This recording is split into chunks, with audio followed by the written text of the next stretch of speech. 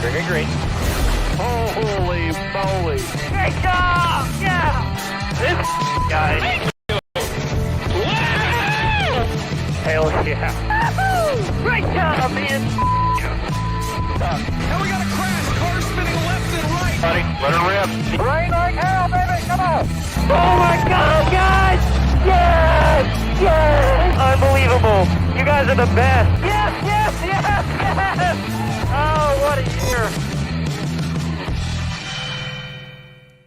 Welcome, ladies and gentlemen, to the NASCAR Weekly Podcast. We're back on my channel this week. It's been a while. It's been at least a month, I believe. We're doing this on a Thursday night instead of a Wednesday night. Appreciate all these guys, our usual panel here, being flexible with Groovy Hollow 2 occurring last night at this same time. That was a super successful event. We raised over $12,000 for Extra Life and the Children's Miracle Network hospitals. Appreciate everyone who tuned in, who raced, including Darian who cameoed as one of our junkyard jacks. We raised a ton of money from all of you guys watching at home, and we really and truly appreciate that. Darian, why are you smiling? Are we crashing over here? Is the stream? Because you had just frozen. That's why for a little bit on our end. We lost you for a second. And I realized I didn't turn off the AC, so I'll make sure that doesn't come over the mic real quick. We're off to a lovely Jared, start. we don't hear it. We don't hear it. I don't hear it at all. I don't hear anything. Okay. Stay cool over there, Jared. Don't burn up, boil up on our behalf.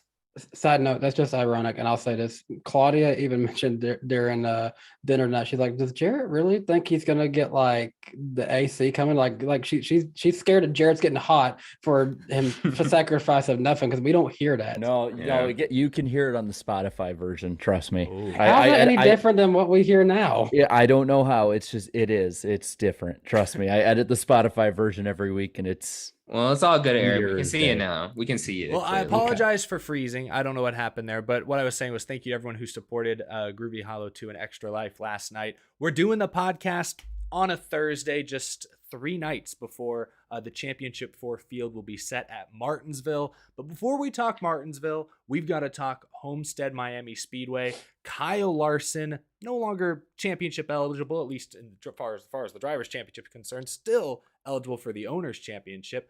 He dominates, leads 199 laps en route to his first ever Homestead Miami victory. I want to start with you, Jarrett. How impressive was Kyle Larson's performance? Did it surprise you at all? And what did you make of him really being the first driver in a long time to dominate a race? In a year full of parity, we just don't get that very often. Well, as they're saying in the chat, he whooped ass, as he would put it. I got to say, what I was most impressed with is I did not, realize, because it's been so long since we've had a Homestead race, that I did not realize just how close he gets to the wall. Like, it is so much closer than any other driver out there when they showed the thumbnail onboard. That I just threw back up on the screen. He's right up against the wall. It's insane. It's like when you look at him compared to any other driver, like Reddick was maybe the only comparable one, where everyone, it seemed like they entered into the corner like half a lane lower and then went up to the wall. He got closer to the wall going into the corner and somehow kept it going. It was insane to watch. It's amazing that it wasn't his his second or third or fourth win at Homestead because of just how good he's been there. And I'm kicking myself for not picking him last week. Same here. Do we ever feel like this, since it was always a championship on the line, he was never competing it? Do we feel like he played easy a little bit in some of those races? That could be a point. Like last time we raced at Miami, it was a meaningless regular season race. I don't know. I would guess he would have been good there. I think a lot of it's when he was with Ganassi. He was always top 5, had a couple of runner-ups, I believe. I remember the 2017 when he stayed like right where he could see Kyle Busch and Martin Truex the entire last bit of that finish of that race. I think the rest of the other races with Chip Ganassi, he would always carry them though. So that's 2016, he was going to win that one until that caution came out. Yeah. Darian, what'd you make of Larson getting his third win of the season? Oh yeah, just another case of the 5 being dominant at one of these tracks. We saw a lot of that last year. We haven't seen it so much this year. And really, I mean, it's going to be remembered as a what could have been season for him too. If the whole, if all that stuff at the Roval didn't go down, then he would clearly be running for a championship. I mean, they're still going for the owners' championship, so at least there's that. But yeah, it's I mean, like. You could say like, yeah, I mean, technically it's like, oh, championship hangover, blah, blah, blah, didn't advance or whatever. But I mean, a lot of that stuff, like, yeah, while it was his fault, I mean, it just goes to the system. It's just not just. I won't say that. Like, let me see if I can pull it up. But I saw like interesting numbers this week when it came to like the average finish of every driver in the field. And it's Chase Elliott and Ross Chastain are the only 2 drivers this year who have an average finish above 14th. And like Chase Elliott's is 12.1, where like usually somebody is in the single digits or 10th. So it's like, yeah, I was thinking earlier, I was like, besides Chase Elliott, I feel like Chastain's had the best season out of a lot of people. This car has just brought a lot of parity and stuff. And I don't know, they're just not able to finish as consistently. Well, Larson's admitted in the past he's made more mistakes than usual this season. I mean, go all the way back to the Clash where he kind of overreacted to contact from Justin Haley and wrecked him on purpose. And I know Kyle Larson fans don't want me to like run down the list of all the times, Larson sort of roughed people up. His teammate a couple of times. Bubba Wallace, I mean, yeah, sure, say what you will about Bubba's involvement in that incident, but Larson did race him aggressively and kind of run him up the track a little bit. So Larson, he would be the first to admit he has not raced perfectly this season as compared to 2021. So, but 3 wins. I mean, he's got 3 wins. He just got his win at Homestead. Like, Danny, that has to vindicate him a little bit, right? Like, he still had a good season. Yeah, and here's a fun fact I just saw from Napa Racing Fan 927 in the chat. Total wins now. Larson has 19 career wins. Chase Elliott has 18 career wins. Those 2 are going to be going back and forth against each other their entire career at this rate. It's going to be the new Jimmy Johnson versus Jeff Gordon. Real quick, I see a couple of super chats, and thank you guys so much for the support. We will get to those at the top of the hour and then again at the end of the show. But I really appreciate all the support. I just want to let you guys know that we're not ignoring them. We'll get to them here very soon. But we got to talk a little more about Homestead Miami Speedway. I mentioned, Larson has made some mistakes this year. Homestead really seemed like a mistake-free race, but there was one moment towards the end on pit road under caution where he did make some contact with the race leader, Martin Truex Jr.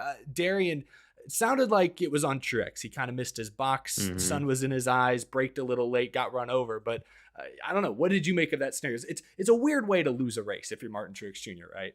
Yeah, it's a weird way, and it's really symbolic on, it's really a symbolic moment on what has been his disappointing season this year. I mean, like, yeah, he's like top 5 in the overall standings, but, just can't get that win to advance, unfortunately. So, it is what it is. But yeah, I mean, I thought he had, I thought he had the win towards the end of that race there. Then that caution comes out, and then, yeah, that was an error. That was all on him, unfortunately. I mean, like, yeah, somewhere like, oh, well, I mean, Larson, he should have, slowed down, blah, blah, blah. But I'm like, dude, like, he went past his box a little bit. And then once he realized it, he stopped abruptly. And then Larson just kept going. I mean, what else do Larson, what else do you want him to do there? I mean, he did all that he could, I mean, thankfully, though, thankfully the 19 spun out in a certain place where, I mean, there was only like one crew guy that had to move out of the way. But thankfully, that could have been a whole lot worse. Well, you know who got like a really, really good video of it from the 19 box? He just happened to be standing there and recording when it happened. Our buddy Rusty. Like, Rusty was standing there and recording it, and I heard it from what he was saying on it. He's like, it's a good thing that was really loud, because all I was saying is, oh my god, oh. That sounds like Rusty voice. Yeah, if you can take just the audio from that, get rid of the Rusty audio, that might make for some good like in-person audio for NASCAR games in the future, because I know they kind of use some of that stuff to kind of go towards the research of it. Yeah, Martin Truex Jr. in that 19, another blown opportunity to get a win this year. I mean, it's just the story of their season. Yeah, well, he was really only in position to win that race thanks to a timely caution during the final cycle of green flag pit stops when playoff contender Ryan Blaney spun out, exiting the pit, spun out on the apron. At that point, I think Truex had just pit. I think who was the other driver that just pit? There's one other driver with him who had just pit. So the two of them cycled to the lead. Larson cycled back to third, and that was really the only time he was passed for the lead all race long. But that kind of Chastain. Was it Chastain? That's what I was thinking, but I didn't think want to say I think it was Chastain. Okay, Truex and Chastain were the best. Yeah, I think you're right. It was Ross Chastain. It was two drivers that were like top 5 all day, but they didn't really seem to have anything for Larson until that final caution. Was the final caution? Was it who wiped down the final? Was that the Reddick caution that set up the final restart? Was it his crash? I think it was when Reddick hit the inside wall. I don't have my notes. I take notes during the race. I don't have them in front of me. I'll check it right here. I was just looking at the finishing results. So I just want to say, how about Chastain finishing second 2 weeks in a row? I just kind of want to put that out there. And that's good. I think does he have the most top 5s in the series this year, or did he tie Chase Elliott? I've been tracking the last few weeks. He has the most. He has the most, and then Larson and Elliott are tied for second. I knew 12. all 3 of them were like tied for the lead for a while there. That's cool. I want to bring this up. Do you know that Chase Elliott every season he's been full time has had double-digit top 5s every year? Like he's just saying, that consistent. No, Elliott. Oh, my bad. I knew Elliott's finished in the top 10 in every single season he's been in NASCAR. Honestly, in the Cup Series. But with every year that goes by, the fact that Chase Elliott made it to the round of 12 as a rookie, it gets more and more impressive. Like I know Cindric did it this year, I believe, but that's just so rare. And the fact that Chase Elliott was able to do it all those years ago when guys like Jimmy and Kenseth and Carl Edwards were still racing, like, gosh, that's pretty crazy.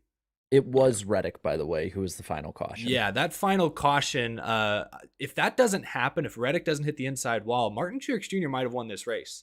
Like Larson was charging, but they were both ripping the top with I think Larson was a second and a half back with 10 or 12 laps to go. Like, I don't know, Truex, it looked like he had this win potentially. He was in a good position to make it happen. So, like, I a bunch of people got kind of like on me because I said that I thought it'd be close. And thing is that as the run went on, the intervals that Larson started picking up got less and less and less. Like at one point he was picking up like 8/10 a lap, and it's like, oh, he'll just pass him in like 4 laps. And it was like 5/10. That was 3/10. That was 2/10. Then like they both got in lap traffic, and it was only a 10th. And I'll say this: I think if he catches him, with say 5 to go, because I think it was looking at here, there was 22 left when they had that final caution when Reddick spun. If they don't have that happen, I think Truex, I will say it's a 50-50 shot Truex actually holds Larson off, just because being in that lane with the way the dirty air was, because dirty air was really, really influential in this one. I think Truex could have held him off with the amount of momentum he had.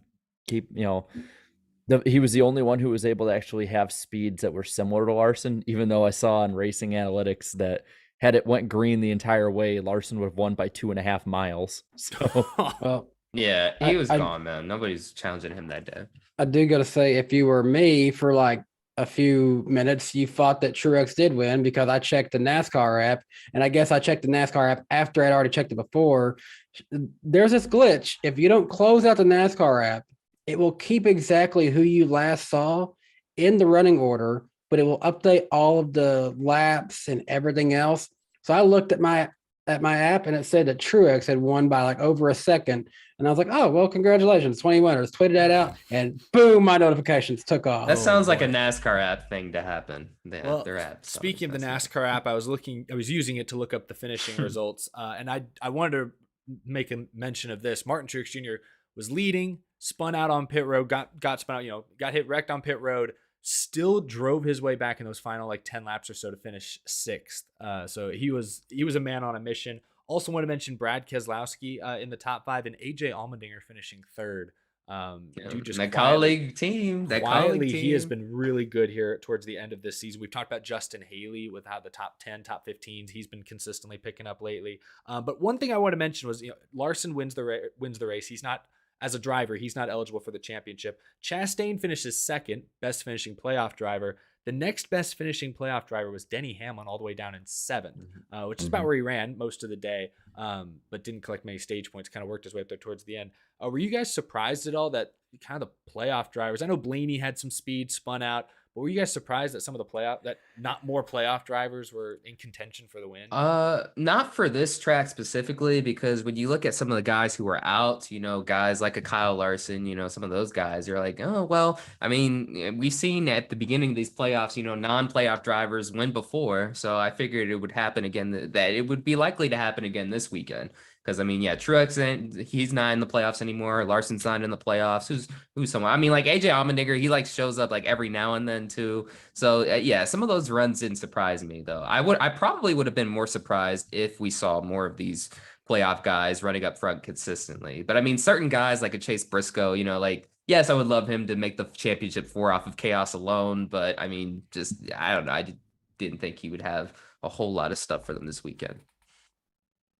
I want to say this about Brad Keselowski really quick. I didn't realize that's his first top 5 of the year.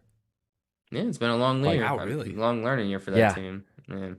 When was it? I want to check really quick. When was his last top 5? Was it like, Martinsville last year? It would probably been late in the season. He wasn't top 5 at Phoenix, but yeah, then it would have been Martinsville last year. So it's been 35 races. He had a top 5 list streak. Wow. I thought for sure he had a top 5 at some point this season. I know he has like only a couple top 10s. I thought he'd snuck into the top 5 once. Yeah. Well, I mean, look, teams like his and colleagues, I mean, like they're sort of peaking towards the end of the year where they're like, oh, they're getting some momentum entering next year too. Yeah, there's reason to build off of. Reason to be encouraged for sure. I do want to move on. I feel like sometimes we kind of blow through this next segment, but I want to spend a little more time since we really only have one more race until the championship 4 is set. But I want to look at the playoff grid and talk about drivers who maybe missed their opportunity at Homestead, who we're feeling good about. Ross Chastain is plus 19. I'm not even going to talk about Joey Logano. He's locked in. Ross Chastain is second, plus 19. Chase Elliott is plus 11. William Byron is plus 5. Then Denny Hamlin, minus 5. Blaney is now minus 18. Bell, minus 33. And Briscoe is minus 44. So I think those bottom two virtually must win. You could argue Blaney minus 18 is also in a must win going into Martinsville. Before I turn things over to y'all, I'm going to want to ask you guys who you were most disappointed with at Homestead. My nomination goes to Christopher Bell. He finished 11th, but he entered this race at Homestead minus 23, I believe. And, we always see guys like Larson, dirt guys, ripping the top, running well at Homestead. I know maybe there's not anything that specifically translates from dirt to Homestead Miami, but you see Larson do well, Reddick do well. You think, okay, maybe Christopher Bell. Toyota's been pretty good at the mile and a half this year. Maybe Christopher Bell could have a big day. He qualified second. I said, okay, people are saying he's in a must win. I don't think so. He goes out, no stage points in stage 1, no stage points in stage 2. He gets a break with that Ryan Blaney caution in stage 3 and still finishes outside the top 10. So he's now minus 33 at a track I thought he was going to be a contender for the win at. Christopher Bell was my most disappointing performer, but I know Chase Briscoe finished last in the race. So I don't know if anyone was shocked at all by Briscoe. Jarrett, what do you make of Bell minus 33, Briscoe minus 44, Blaney minus 18? Like, do any of them have any chance of turning it around this week? I mean, they all have chances. I mean, looking at Martinsville, I mean, Briscoe got a top 10 there, even when he was running slower earlier in the year. But if we're talking about ones I'm most disappointed with, I'm going Ryan Blaney all the way. I mean, Blaney was in position to either be right on the cut line or ahead of the cut line. And through his own error, nobody else's fault. The old Zeppelin song, nobody's fault but mine. He spun himself out of contention, both in the race and in the points battle. I mean, he was running what would you say? Top 5. So let's say if he finishes 4th, that's 13 points right there. Yeah, he'd be right 13 there points he gave out there. Yeah. I'll go next. Who I'm actually most disappointed. I was double checking some stats to make sure on this. I'm actually disappointed in Chase Elliott. He finished 14th at Miami, and it's that come after a 21st place finish at Las Vegas. He came into this playoffs looking very strong, had a big points cushion, even coming in this last round. Now he's only plus 11, and I double checked where he finished at Martinsville to Spring. He finished 10th. That's gonna. He's still vulnerable, yeah. He's vulnerable. I mean, if he stays outside of the top 10 all race long, other people are up there getting the stage points. I mean, I'm just saying he benefited when Harvick did it in 2020. He could do that exact thing this round. I wouldn't say that Chase Elliott is a lock to be at the championship for Miami. Or for Phoenix. Sorry. And honestly, thank goodness that he does have this points cushion, because apparently since the playoffs have started, he's only scored 2 top 10s the entire outside of that win at Talladega. Where's he been? Yeah, he's been a non-factor too. And I don't know, like, I guess this points cushion has sort of covered that up too. Cause I mean, we always see the points cutoff line and stuff. We're like, oh, okay, well, Chase Elliott must be doing okay to at least be up there. But thank goodness for the points cushion. But yeah, I'm going to have to agree with Jared on this. Ryan Blaney, he's supposed to be the guy, right? He's supposed to be the consistent guy. He's not supposed to, he has bad luck every now and then sometimes, but I mean, not in this case though. In this case, this was all on him. And yeah, he just gave up a boatload of points that he could have definitely would have came in handy this weekend. But yeah, unfortunately now, I mean, unless someone in the top 4 completely DNFs or unless he has race winning speed, he's in a must win situation, it looks like. Well, I'll bring it back to Elliott real quick. Just looking at his playoffs. So you have the 2 crashes, Darlington and Texas, those 36, 32nd. Yes. But outside of those, he finished 11th at Kansas, 2nd at Bristol Attrition. I'm not even called it Bristol Night Race. It was Bristol Attrition. He won Talladega, 20th at the Roval. Would have won the Roval. He should have won. Yeah. He should have won that one. 21st at Vegas, 14th at Homestead. So outside of those top 5s, the best finish he's had is an 11th and a 14th and a 20th. He's had 3 top 20s outside of those 2 top 5s. So it's not a good trajectory. Very hit or miss, with unfortunately a little more miss than hit. And going back to Blaney, I hate to pile on Blaney here, but he made the mistake at Homestead spinning out on the apron.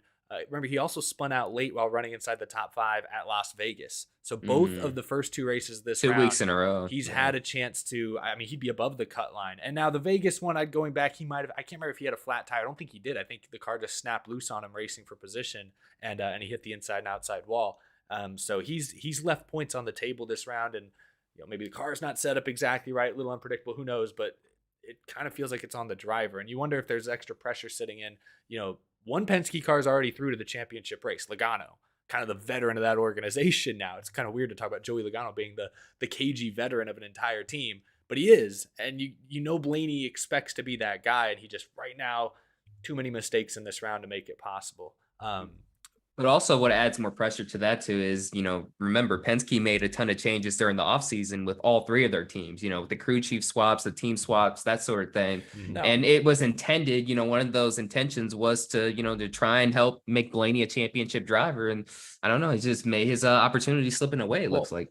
I won't go that far yet, because you can't, I don't think you can count him out at Martinsville. I don't think you can count Chase out either. He led the second most laps in the spring.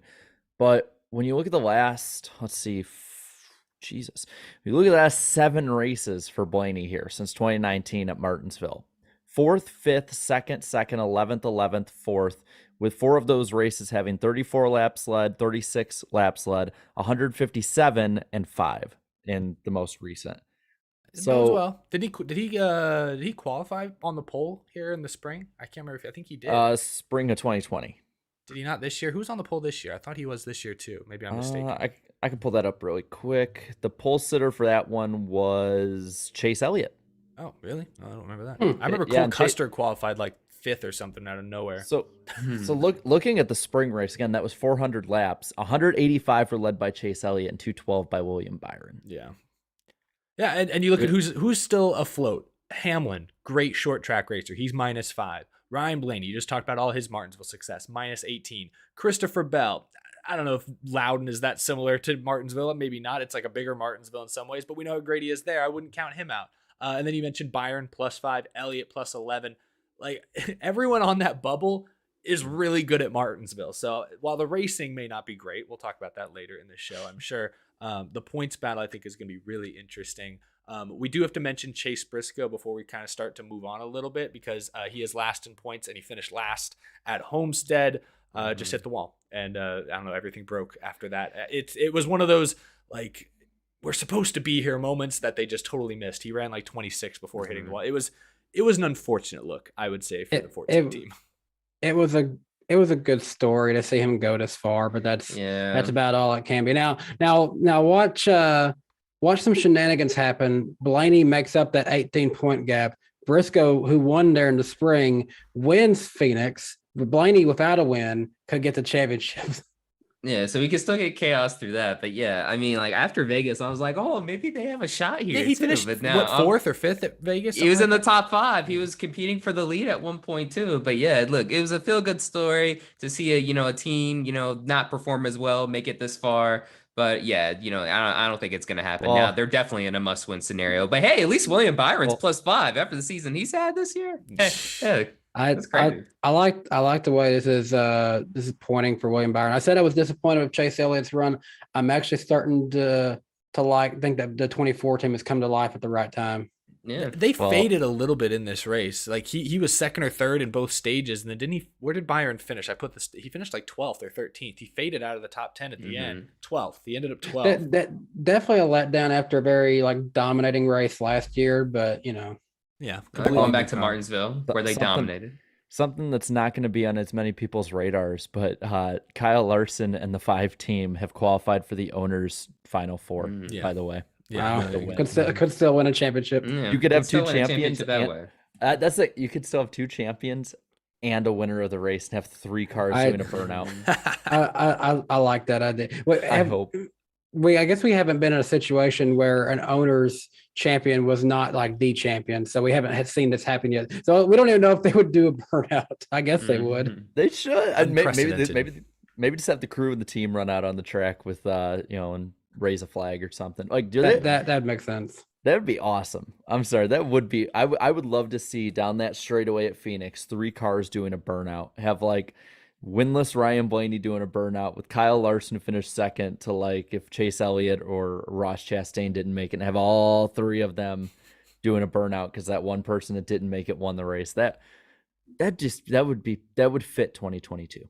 Yes, it would fit. It'd make for some unique photo opportunities. One driver in points we haven't really talked about yet though is Ross Chastain +19 in a pretty good spot. But guys, is this starting to sink in? Ross Chastain is looking like a championship 4 driver in his first year with Trackhouse. I felt like he was all the way at the beginning of the year, but But it's that could have been early season, just beginner's luck, getting on a hot streak. They've stayed fast. Yeah.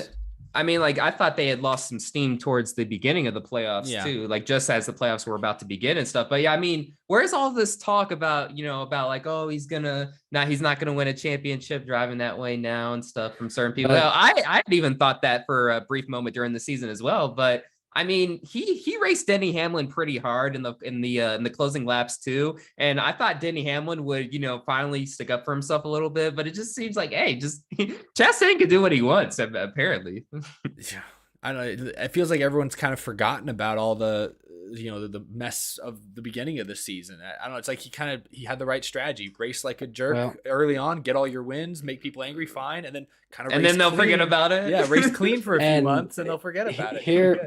Here is something that I think benefits Chastain. I saw Harris Lou talk about this on Twitter. He was like, why doesn't Denny Hamlin just do something already to Chastain? Well, I started thinking about it. Well, why would he? What did his driver just get in trouble for? Why would he want to risk that right now? Honestly, and maybe he might be waiting. Might be waiting for the right time. Might have just saved Ross Chastain because now every driver's like, well, shoot, I don't want to accidentally go too far in my retaliation. Yeah. Martinsville's this weekend though. If it's gonna happen anywhere, it'll happen this weekend. Last chance. I don't think it happens. I don't think so either. I'm just saying. I think he gets away with it. I think with what happened to Bubba, that's gonna be in the back of Hamlin's mind. I can't do that. And props to Chastain too. He should just do this every season for the rest of his Cup Series career. Well, basically. To be fair, everything kind of went in his favor for him to not get paid back completely by all these guys. I don't think this works every year. 2022 is a very oddball compared to the rest of the years. If this is a normal year and there's not as much chaos, we're seeing a normal racing season where one man is the target, like Joey Logano in 2015 or Brad Keselowski in 2014. You're probably right. I think the only way anything happens to Ross this weekend is if Hamlin's borderline on making it to the championship 4 and Ross does something to knock him out, to spin him or to bump him out of the group, something like that. That's the only way I think Ross gets paid back. I would see it being less like a Kenseth Logano situation and more like what Harvick tried to do in 2020. But whatever you do, don't say anything on the radio. And you'll Just be do okay. it. Let's go get him. I told dear NASCAR, I totally am not doing this on purpose. I like Oh it. no, right front went down. Yeah, be like, guys, I think I'm gonna blow a right front right now. That'll work. Better you That'll hold brake up in checked court. him. Be like that. Be like that guy I saw on Twitter this week from iRacing who like got bumped into turn 2 at Martinsville and then like just completely jumped the pit entry to wreck that Oh guy. gosh, I'm not even running official iRaces at Martinsville, bro. You're just it's just chaos, man. It's just chaos. Right now. That word, not a week goes by. I'm All right. sorry. I'll stop saying it. I'm Chaos. sorry. It's just now it's just ingrained. It's just stuck in my head now. I gotta Yeah. think of another word. The chat's- Mayhem. There we go. Mayhem. Yeah, now just think of the Allstate commercials.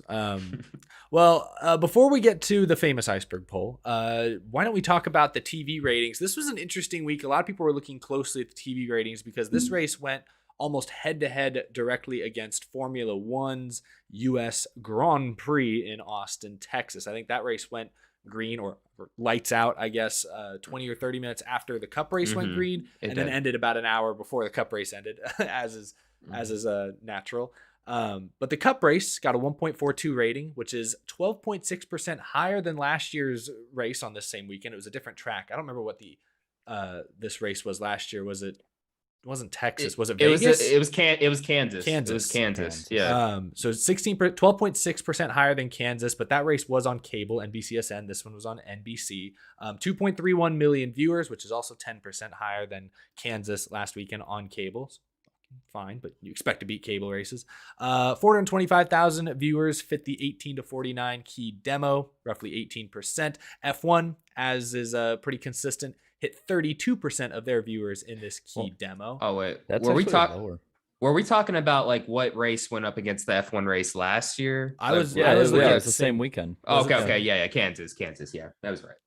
We didn't write that. I didn't have the F1 ratings written down, but what we saw, their initial numbers, they were lower than NASCAR. That race was on ABC. They were lower than last year too. Were they lower than last year's COTA race? Even the preliminary ratings were lower than the preliminary ones from last year too. And their 18 to 49 demo went down from like 46% to 32. Very, very interesting. Now, and I don't want people to sound like we're total NASCAR homers over here. Formula One did set like I think a personal record for like highest attended 3-day weekend in sports history. Like the population of Austin, Texas, nearly doubled for this weekend. It was pretty crazy from what I could tell. I don't live in Austin anymore, but from what I could tell, it was packed and so still a successful weekend for Formula One. But NASCAR, when it comes to TV ratings, still reigns supreme, at least in the United States. The Xfinity Series, worth noting, was down 43% this year from last year's race on this weekend. Although I believe last year's race was on NBC. Was this year's race on NBC? Was on USA? Nope. It was on USA. That'll do it. Trucks got pulled in just under 400,000 viewers. So it's kind of a basic TV ratings rundown we like to do just about every week. We're all about the data here on the NASCAR Weekly Podcast.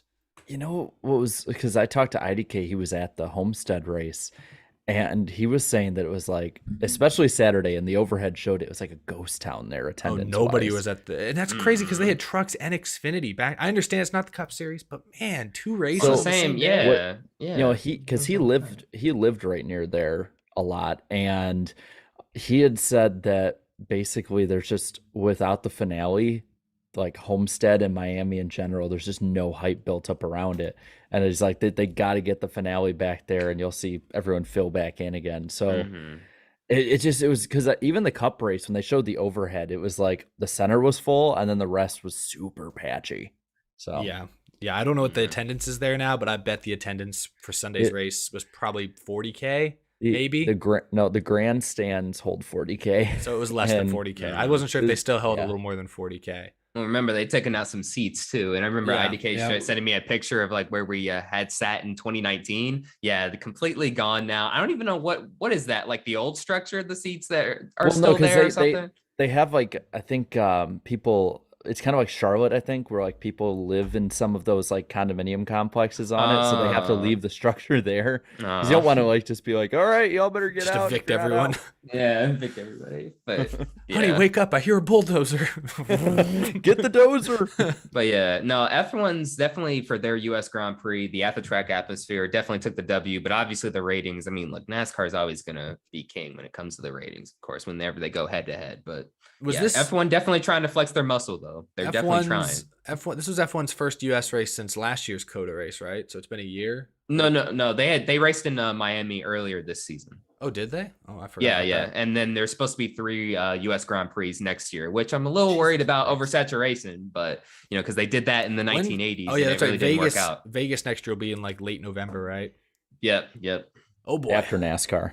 Yeah, and also the cheapest hotel room for that weekend is like $800 a night. What the hell? We'll talk about travel costs and ticket costs a little bit later in the show. Yes. Before we wrap up with our Homestead Miami Speedway discussion, we got to know what the fans thought. Darian, what time is it? Oh yes, that's right. It's time for the poll, the famous iceberg poll. Go ahead. So after the race, I asked, what did you think of the 2022 Dixie Vodka 400? And 21% of you said it was a great race. 53% said it was good. 18 average, and then 4 apiece for below average and bad. So 8% net negative, 74% positive out of 14,000 votes. The first comment, once again, is from Spencer, who has really been beating Denny Delivers lately at these first comments. So I'll ask you guys, positive, negative, or meme? Positive. I'll say positive. Positive. Says, that was an interesting and exciting race today. MTJ was on his way to winning until his spin on pit road cost him a chance, but a good recovery for him. And unfortunately, no 20th different winner today. But that was fun. Yeah. It was a solid race. It was a solid race overall. Mm-hmm. All right. When we look at the comments here, top one is from Mr. NASCAR JG24 with a old DuPont Chevrolet in the profile pic. So he's totally a Dale Earnhardt fan. Absolutely. NASCAR needed this race to happen the way it did. No tire problems, no intentional wrecking, no safety issues, really good battling, just an overall pretty good solid race with minimal drama. I wholeheartedly agree. As far as butt kickings go, this was one of the more interesting and competitive ones. So, yeah, give it credit. Eric Hoffman says, the racing itself was good, but the real entertainment came from knowing that these guys are on the ragged edge of control every single corner. That, in my opinion, made this race. Oh yeah, because the last time we had ran at Homestead was with the old cars, the old package too. Big It was good spoiler. to finally see. Yeah, good to finally see, the talented based Homestead come back again. IDK was telling me that even Cody Ware was like running 32nd way off the pace on the bottom, and he was like nearly spinning out every corner.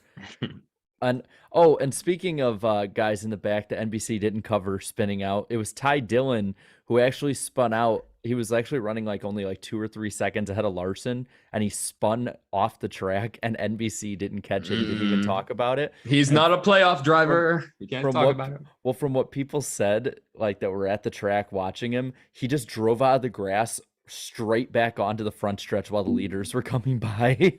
Yeah. So NBC's like, nope, not a playoff driver. Don't focus on him. He just spun. Don't care, man. Gavin Adcock says this race weekend, this was the weekend of drivers who should have won Homestead by now. Great weekend. That's true with Greg. Mhm. We'll talk about it in a moment, but yeah, Gregson and then Larson back-to-back days. Mad Money 25 says that battle between Ross and AJ was amazing. Yeah, but they kept slowing each other down so nobody could go try and pass Larson. I was like, settle it nobody's gonna down, catch guys. him. I wanted to see AJ because he had a good short run car. I wanted to see him go challenge Larson. Tank Slapper says 2 Homestead curses are officially broken. Noah Gregson and Kyle Larson. So kind of building off of that other one. Anthony Jr. says, he put this 6 minutes ago. How about that? My boy Ross is doing well. The race was awesome. Back-to-back seconds mean a win at Martinsville. I don't know how that math works out, but we'll find out. No, Don't jinx him, bro. Didn't Ross have a streak earlier this year where he had like 2 or 3 straight seconds and then he won at COTA? Didn't that happen, or am I misremembering? Oh, yeah. He yeah, had I it think definitely an early season streak. Something he like had, that. yeah. Someone can correct me if I'm wrong. I'm gonna go down to the downvoted ones and see what we got here. And wow, there's there's a bunch in here. Let's get some of these. They're not too terrible, honestly. Davin Peterson, that track sucks. Andy says, don't watch that garbage NASCAR anymore. Anyone that does needs to get a life. I feel like we're doing pretty good. It's pretty fun. We got people saying it's a boring race. Then this dude with a really long profile name says, how can you have an 8-second lead without cheating? BS. Well, you got to be the best driver at the track. Dude. He had an 8-second lead, 2 different points in this race too, stage 1 and stage 3. Yeah, and let me speak to that really quick too, because like some of the, I mean, like for the most part, I mean, this was a typical Homestead race, but then like during parts of it though, especially the first 2 stages, there were some people on social media that were like, "Oh, did this next gen car ruined it?" Blah blah blah. So I asked people, and obviously from the answers, for the most part, that's still in the minority when it comes to opinions on Homestead. But I don't know, I was seeing a little bit more negativity when it came to, especially at the beginning. Well, the problem is that you have so many people hyping it up over time that a race, even if it's a good one or even a mid race, it's not going to live up to everybody's expectations and hype for it. You can like that's my thing is like if Chicagoland ever comes back, I feel like everyone's going to hate it because it's not a slide job finish every lap. And honestly, you could make the case that the North Wilkesboro All-Star race might fit in that category too. Well, but we're so far out from that. It's just social media. You just people build up hype and they get this vision of what everything actually is, and then it's like if it doesn't live up to that, then they don't like it. I loved it because I love watching guys on the edge, solid racing, green flag pit stops. You know, I personally like that. But last 2 comments here. Crispy Kiddo says, as a Blaney fan, we can't have nothing good ever happen. And Noah says, I was a little disappointed. That's fair. Yeah, that's fair enough. You know, I guess like some people were like just like angry, like, oh, they're so spread out, blah blah blah. I'm like, but isn't that a typical Homestead race? Whenever there's a long green flag run, that was the top 10 are spread out. Only the lead was spread out for most of the race because like I look up and I see Larson's 9 seconds ahead, and then I think I tweeted this. Second place was 9 seconds ahead of like 13th, so there was like 11 cars all within the same gap that Larson had on the lead. So there was action going on in here. Before I forget, really quick, I saw in the chat, Denny Deliver says social media had Bob Pockris block me for a moment. That's right. That did happen. Hey, that was funny. I gotta say, I told the guys this when I saw that 4Sport like tweet from Denny. I was like, okay, I know you're joking, man, but I feel like it's gonna blow up in your face. And then I saw Pockris blocked. I was like, yep, blew up in your face. Sorry, I just love that Bob Pockris, fantastic motorsports reporter. He is so committed to the truth and only the truth that the moment he sees false information on Twitter of any kind, he doesn't just ignore it. He doesn't just scroll past it. He blocks You're you. gone. You are gone. He does not want to see anything but the truth on his feed. I thought I don't know who reached out to him. I thought about it for a second, but then I realized he was already unblocked. But I think a lot of people kept tagging Bob Poggers that they were just like, yeah, like, okay, all right. He doesn't mean any harm. Well, it's like that time. It's like that time Carnation got blocked by the NASA. By the NASA. Yeah, he did. And why'd he get blocked anyways? Because he had like a little gun emoji thing in his. I don't know what it was. I can't remember. It's all right. It's all right. Like one day, I saw a trend with like John Cusack, and I looked it up, and I don't know what I did, but apparently I'm blocked by John Cusack on Twitter. So. I did say 2012 wasn't a good movie, so maybe that was it. I've been noticed it a few random times on Twitter. I'm like just scrolling through the conversations, like this tweet has been by someone who limits who sees what they're saying. I was like, all right, are they private or am I blocked? And I go through, oh, yeah, I'm blocked. Yeah, blocked. That's like the ultimate Twitter game. MVR owner says Bob Pockers would be an amazing judge because he demands everybody to tell the truth, the whole truth, and nothing but the truth. Absolutely. Like that. Well, I think that's going to do it for Homestead, or at least for the Cup race. We got a couple other races to hit on real quick, but we're good there. Was that the end of it, Jarrett? And that'll conclude this edition of the famous Iceberg Poll on the NASCAR Weekly Podcast. Well, whether or not it was, Darian said it was done, so we're done. Cito says in the chat he's blocked by the NASCAR YouTube channel. I didn't even. How does that even happen? You can get blocked by the NASCAR YouTube channel. Or you mean can- hidden? Hidden. No, yeah, you can. Yeah, Yeah. well, technically speaking, you can get blocked. The hidden is being blocked from commenting. Yeah. Interesting stuff. Well, we do have to talk about the two races, the doubleheader on Saturday. Yes, both races are on Saturday, right? Yes, there was a fun back-to-back double feature. We could go in chronological order. We'll go kind of down the pecking order as far as the series are stacked up. We'll go with Xfinity first because, as a few of our comments already mentioned, Noah Gragson also snapped his Homestead Miami winless streak. There was no Whataburger About car in the time. field to end his chances in the final moments. But Noah Gragson gets the win. I mean, he looked dominant. He's going to Phoenix to chase a championship. I don't know, Jarrett, is Noah Gragson the championship favorite at this point? This is his 8th win of the season. I'm gonna say yes. He's like one. He's also really good at Martinsville, so he could completely just dominate Martinsville this week. Did he win it and- last year here? Yes. Oh yeah, we were there. Um, Yeah, we were there. That's right. So he could very well win that and completely blow up somebody else's chance at making it in. And he's good at Phoenix. So I think he is far and away the championship favorite. Yeah, I was just looking up like who won Phoenix Spring? Noah Gragson. So he's definitely got to be the favorite at this point. But I yeah, it's remember- about time. About time he went Homestead. My bad, Darren. I was gonna say I remember like a year. I think it was last year's championship race. He was in the mix with all the championship 4 guys for the win, making 3 wide moves, and you feel like someone was in his ear, like, "Well, don't wreck the championship contenders," and he kind of backed out. It was either last year or the year before, but I could just picture Gregson running up front at Phoenix when he has no business doing it. Sorry, my bad. I didn't mean to cut you off, Darian. Well, no, I mean, I was just about to say, I mean, finally he wins at Homestead, long time coming, but also too, not only 1, but 2 junior motorsports cars are locked into the championship 4. So, and got a lot of momentum riding their way. And then the final 2, who were the final 2 above the cut line? Gibbs and Allmendinger, correct? Yeah, Right? yeah. Or Allmendinger. Where did AJ finish this week? I don't think he was in contention for the win, I don't think. But I think it was somewhere in the top 10 at least. I was pulling it up. So where is he in the standings right now? I would assume he's barely above the cut line because he has been consistent. Yeah, AJ finished 3rd. I for some reason thought he was. Oh, okay, lower okay. than that. Yeah. Okay. Okay. Oh yeah, duh. That's right. He had the final. So, yeah, that's right. The current standings is Gregson and Barry are locked in. Ty Gibbs is plus 30, so he's all but locked in basically. Mhm. Allmendinger though is plus 5.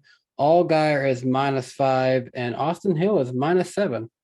Yeah, Allgaier. I mean, or not Allgaier. Allmendinger. I mean, they haven't had a terrible season. Colleague racing in Xfinity. It's just, I mean, they just haven't been winning as much too because he did win the regular season championship too. So the consistency was there, but obviously when you're in the playoffs, you know, it's not necessarily all about consistency most of the time. You know, you got to peak at the right time. You know, so hey, one mistake and he could be out of it. I'll just say this. If you thought Brad Keselowski was drunk winning in 2012, can you imagine Noah Gragson winning the championship? I imagine it'll be a combination of Brad and Ben Rhodes. That'll definitely make for one of the greatest championship interviews ever. Definitely. I hope they bring him a waffle and the sword and just have him in victory lane eating a waffle off the sword while drinking a beer. Here's the question. Does he throw up? Hey, he didn't throw up this weekend, I don't think, right? Or last weekend, didn't right? he have? He was taken to the infield care center, had medical attention after the Cup race, didn't he? I don't remember what the results of that were. I don't know if he threw up or had if it was dehydration or what. But dude's got to work on his breathing, maybe his fitness. He'll get there. He'll figure it out. But yeah, it's. I dread to think what he's going to look like if he wins the championship. No, that man over the off season needs to hit the gym, like work on some meditation or something. Just like, just get all that. Cause I'm like, man, if he's doing this for Xfinity, imagine that man after the Coke 600 next year, especially if it's a hot one. He's never ran in that one yet, has he? Mm-mm. What interview was it? It might have been on Sirius XM a few weeks ago. He made a comment like for a long time he was drinking like 6 White Claws a day. I think were his exact words, something like that. Jesus. And I'm like, yeah, you can't do that. Can't be doing that, man. I don't know. I guess it doesn't matter. But does anyone know? Does he smoke and drink? Does he do both? I don't know. I don't think so. I don't think he smokes. He used to bike. I think was it him? He told me once that he was on one of those.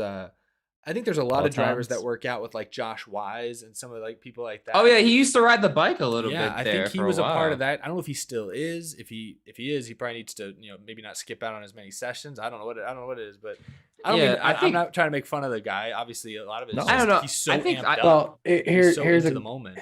here's a comparison. Someone said Noah Gregson is the NASCAR equivalent of John Daly right now. Who's John Daly? I don't know who that is.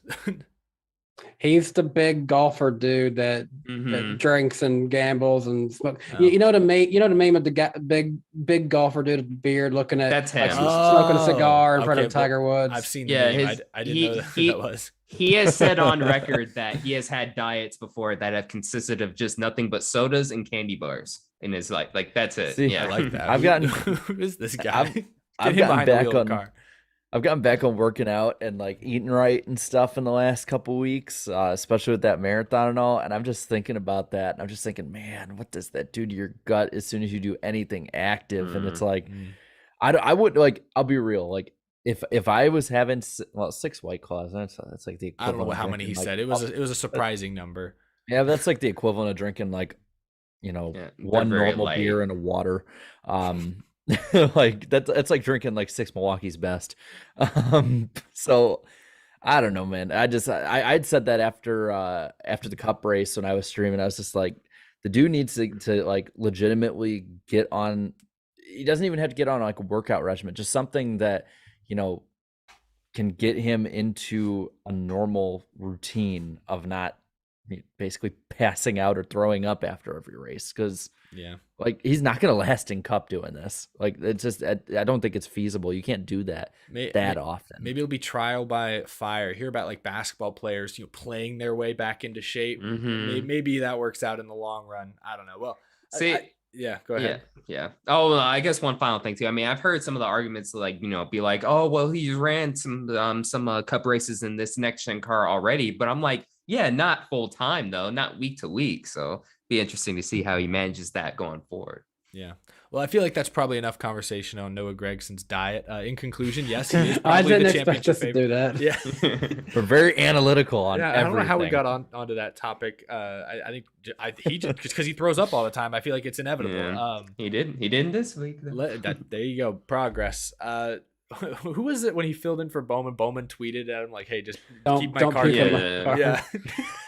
Like, I'm sorry. Damn. It's a running joke, unfortunately, but it is amusing. It's like Stan on South Park. Moving on, let's talk about the truck race real quick. I love that Ty Majeski now is a 2-time NASCAR winner. Really, really cool stuff. This was their final race before Phoenix, so the Truck Series Championship 4 is set. Ty Majeski will compete for a title. I think that's awesome. Zane Smith, Chandler Smith, the Smiths, as well as Ben Chandler. Rhodes. Ben Rhodes nabs the final spot by, I think, 1 point over Stuart Friesen, who was a little upset with how Yeah. the Thor Sport trucks raced each other at the end. So I didn't get to watch this race. I was out with the family that was in town, but It looked like team orders. yeah, that's what it. Yeah, from judging just from Twitter alone, it looked like that there was definitely team orders, but nobody said anything on the radio though. I don't think. Correct? I wasn't on Twitter during that race, and I just both of the teammate trucks went side by side and just kept the same distance behind him for like 4 straight laps. Yeah. And it's like, yeah, well, And they then didn't say anything over the radio, so they're And good. then Stuart Friesen apparently wasn't he animated talking about like, oh, blah blah Well, blah. he just this made the happened. comment that like, well, I didn't make it because I didn't have a teammate lay over at the end or whatever it was and give me a point. So Well, we got the SMT data and stuff, so if they really wanted to push their case to NASCAR, it's what is it? It's Thursday, and they haven't said anything. I think Nah, that ship it's has sailed. nothing. Yeah, I think it's they do over have with. 2 Yeah. weeks to do it, though. Do they? I thought they had to release the report on like Tuesday. the No, week I'm just after. I was joking. There's not a race this week, so you Yeah, have extra yeah, time. Yeah. And Jeff people- Gordon will race for the Truck Series Championship. I'm sorry. As a But I 13th just- driver of 5. Wait, Or- I just thought about this though. Like, so the Truck Series. So like, what? This is like what? Their round of 8 or round of 6, something like that, or what? What is it? What was it again? I think it's. I 8. think- they I went. They think- go from 10 to 8 to 4. I believe. Okay. Okay. So yeah. So it's their round of 8. Didn't that start at? It started at Bristol, right? Wasn't that last month? No, Or- I thought it started at IRP in July. Oh my gosh. Wait, no, Yeah. I don't know. I don't know. It's so spread out though this year, I'll though, check. man. I think I could have sworn they started So, the round of 8 at Bristol. People are pointing out that they're sad for John Hunter Nemechek. That's like 2 years in a row he does really good, but can't be there for the championship. Or Yeah. sorry, he was in the championship for last year, but he flopped at Phoenix. But Yeah. now he's not even got a chance. The Truck Series playoffs began Friday night, July 29th at Lucas Oil, Indianapolis. Oh, Racing. Jeez.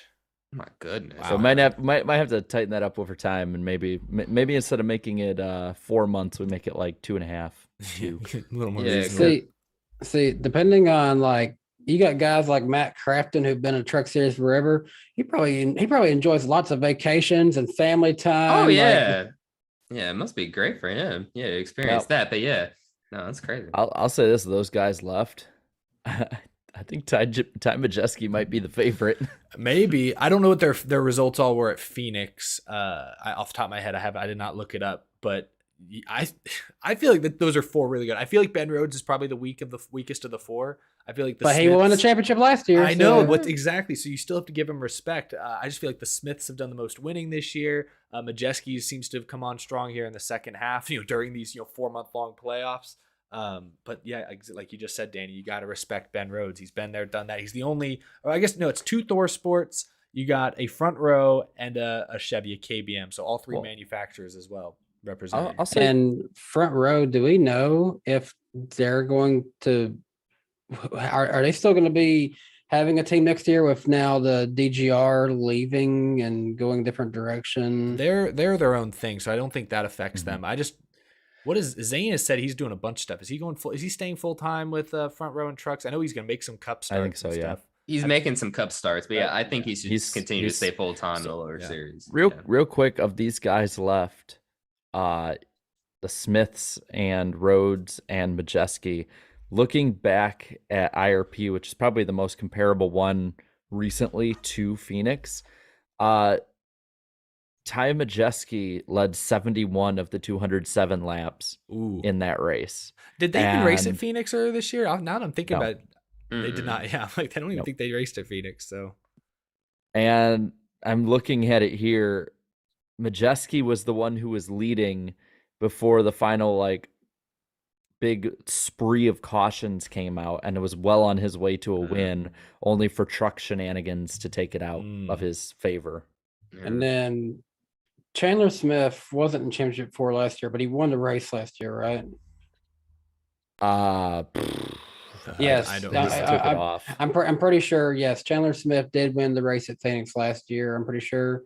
And so, hey, wouldn't that be something for KBM last race at Toyota to win the championship of Chandler Smith?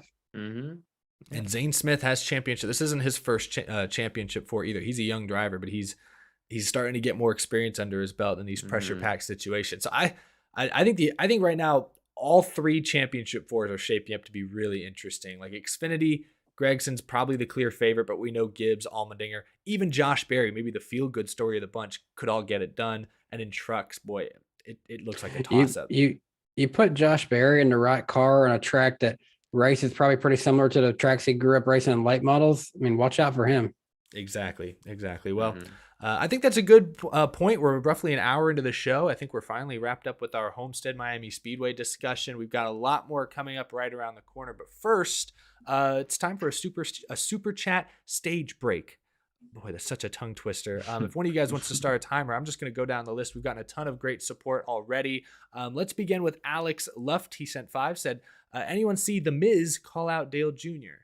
Danny, is that a wrestling reference? Yes, The Miz is a wrestler. Dale Jr. was at Monday Night Raw. I watched bits and pieces of The Miz and R-Truth segment, but they didn't have that part in the online highlights. I'll have to actually find time to sit down and watch Raw this week. Good stuff. Love those crossovers. Jupiter Rain sent 2. Chase is overrated, and Larson showed that. Oh, there we go That's again. Great. Love that. Love to see that. Scott McNew, thank you for the 5. Hope all you guys are having a great night. Congrats on the groovy sponsor for Phoenix, Eric. Very happy for you. Go Astros. I didn't even see that at the end. Thank you, Scott. Go Astros. World Series starts tomorrow. I actually stopped by Minute Maid Park earlier today just to pay my respects before all hell breaks loose over the next couple of days. But thank you, Scott, and thank you for the Phoenix thing. Yeah, very exciting. People, thank you for the 2. Chase better not win another Mickey Mouse championship. 22 and the 1 are better. Well, we know who they're pulling for to win the championship. Yeah. Thank you, Or Hunter. at least to lose. Yeah, at the very least. Hunter Nixon Fishing, thanks for the 5. 2021 Kyle Larson showed up late to the party. Yeah, just He championship did. hangover lasted 8 months or whatever, 9 months. Yeah, it's sort of similar to the 06 Tony Stewart hangover, where he won a total of 5 races but missed the chase though. Wolfie Yon, thanks for the super chat. Congratulations on the sponsorship, Eric. Super excited to get the diecast. I was in the first 250, so I can't wait to see the real thing. Heck yeah. Thank you to everyone who pre-ordered the diecast. Yeah, we're going to be adding y'all's names to the car here shortly. I need to check. I believe they're printing out the decal this weekend to add to the decklets. That's going to be exciting. Illusion, thank you for the 5. Congrats, Eric, on the sponsorship. Hopefully the first of many. Also, can't wait for my name to make its NASCAR debut too. Awesome. So back people who are going to be on the car. Appreciate that. Just sponsor every race from now on, Eric. Just let's get the Added Groove 500. Come on. Oh boy. AM, thanks for the 2. Pool and E-Step Northside H-Town combo for the win. Yeah, Brennan. Oh Poole, yeah, Brennan he's Poole, from there. He I don't know if he was born, but he grew up, I believe, in the Woodlands, which is about Uh-huh. 20 minutes from where I grew up and live now. So both, Houston guys. It's kind of a fun connection that worked out. Thank you, is this like HelloFresh's burner? No, I was about to say, is this HelloFresh? Kyle Larson done something that Chase has never done. Dominate. At this point, it's just silly. We know they're trolling. These comments can't be serious. Oscar Rios, do you think Colleague will be a top team in 5 years? I won't go that far. I'd say they're an all right team. I'd put them on like a track house level in 5 they'll years. be really good next year, though. Well, you put them on the same level as Trackhouse. I have them as an elite team. They're competing for a championship. That's fair. Ross is right now in the championship for. That's a good point. Okay, maybe more like RCR level. I'd maybe say RCR level is very, very realistic. Need for Speed. Thank you for the 2. Just says chaos. Appreciate that. Man, dude, 03. I blame Darian for Briscoe's last place finish. God, What'd I do? They're lashing out. What did you do? I don't know what you did. I didn't say anything about him that day. They probably thought about him. Yeah, they probably now that I just think about someone, people get angry about Groovy that. Goose, thanks for the 2. Congrats, Eric. That's very cool. Good luck to Brennan Poole. Appreciate it, Groovy Goose. Always good to see you. David Bell in the chat. Looking forward to the Pit Crew Challenge next year for the All-Star race. Is he breaking some news that we don't know about? I know. I think they talked about it on Dale Jr. Dale Jr. Oh, I know Marcus Smith has talked about it, if I remember correctly. But I'll do a couple more real quick. Steve Kuharski, congratulations, Eric. I bought a Pit shirt. Can't wait to wear it. Well deserved. Enjoy this moment. Thank you so much, Steve. And I hope you look good in the black and yellow. Everyone looks good in black and yellow. It's the best color combination on planet Earth.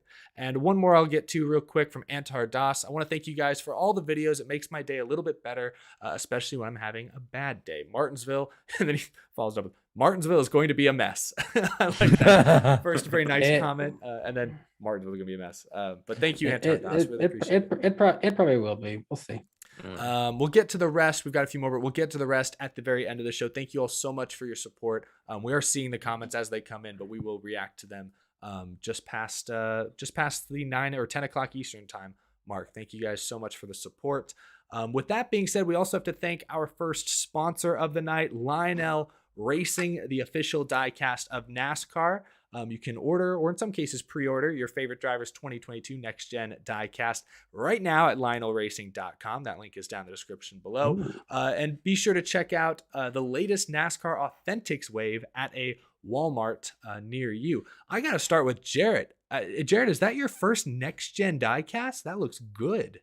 Yes, it is. I wanted to order this one just because I like, a lot of the years I like to see, with that whole Winston Cup thing.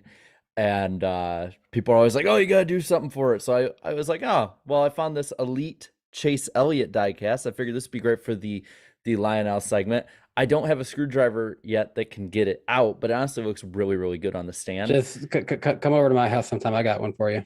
All right, I'm going to bring like a bunch over because I actually have another one for the finale. I have a surprise diecast for it. But yeah, it looks really good. I didn't realize how small the deck lid was compared to the last generations of cars. And I also like, You know, have you ever just sat and just done this with a diecast just in your spare Yeah. time? It feels so like different on this one. Like even the diecasts are It different on this does. car. I noticed that one on the Bowman when I have, and just for whatever reason, if you just like sit those things down, they just look beefy, very beefy They cars. do. They just squat. Darian, what do you got there? McDonald's. Yeah, this is like just one of the most simplest diecasts I have. This is according to the bottom, yeah, this is a Hot Wheels car that was released back in like 92, 93 when Jimmy Spencer drove the McDonald's 27, got like 2 wins, but then finished like 20th, like 27th in points. So it's definitely one of the most interesting NASCAR seasons in history. But I don't know, just something about this diecast. It's just so simple. They just have the logo. They just slapped a logo on there, put the 27, and I don't even think it's not even the right manufacturer. They were just like, hey, what leftover cars do we have left that we don't have anything on there? Travis in the chat asks if that came in a Happy Meal. It might have, maybe this might be the Happy Meal edition that came out back in the day. Yeah, I don't know. I mean, just by the look of it too, I would assume. But yeah, definitely one of the more simpler schemes I have in my collection. Danny, that looks like a classic right there. Can we? It's only like 6 years old, but it feels like a classic now. Yeah, this is also a Chase Elliott car, but this car was actually released by Lionel last year, but it is a 2017 car. This is the Checkers or Wreckers Martinsville car that was going to likely, before Hamlin had something to say about it, was going to likely be Chase Elliott's very first Cup Series win, and it was took away from him. You see some of the details on it, like they can't obviously dent this in like it wasn't the real car, but you can kind of see a little bit of a dent effect right there on the car. This side is probably the one that shows the most of the Checkers or Wreckers damage. Some of the wheels are all scuffed up from it as it like hit into the wall and stuff, but yeah, my wife's a big Chase Elliott fan, and we thought we were going to see her driver win his first race in person because that's the only Martinsville race we've ever been to. So it's kind of nice to hang on to this as a what if from that night. That's pretty cool. That's a cool story. I've got, I don't know, I didn't know what to pick up, so I just held up one of my favorites, Ricky Stenhouse. Or is this Stenhouse or is this Busher? This was Busher because this is just from I think it looks like a Busher. Yeah, this is from Wait, Eric, did you like turn a light off when you put that? Because it seemed like you got really dark. Yes, I did. Well, I changed my camera effects so that it doesn't blow out the car, and you can see Nice. this in all of its glory and all of its detail. Now, oh gosh, too much light. There we go. There you go. Back in Perfect business. But thank you to Lionel for sponsoring the show. And unrelated to this segment, but I do have a link down in the description that takes you to groovymotorsports.com/shop, where you can still pre-order. I believe we have just a handful of Out of the Groove diecast pre-orders still available for sale. So if you haven't gotten one, you're still thinking about it, be sure to check that out. Guys, I was on TikTok earlier today, and there's like, I feel like TikTok, it has to know your location because the amount of like Houston Astros and other related stuff I've been getting lately, it's insane. It's through the roof, including I got a guy today who was warning me that like death was going to strike Southeast Texas over the weekend with like a big storm, some weather. I don't know, guys, but whatever it is, I think it might have hit a little bit early. Darian, what time is it? He definitely was watching this show, and it's the lightning round on the NASCAR Weekly Podcast. Jarrett, what do we have on tap for tonight?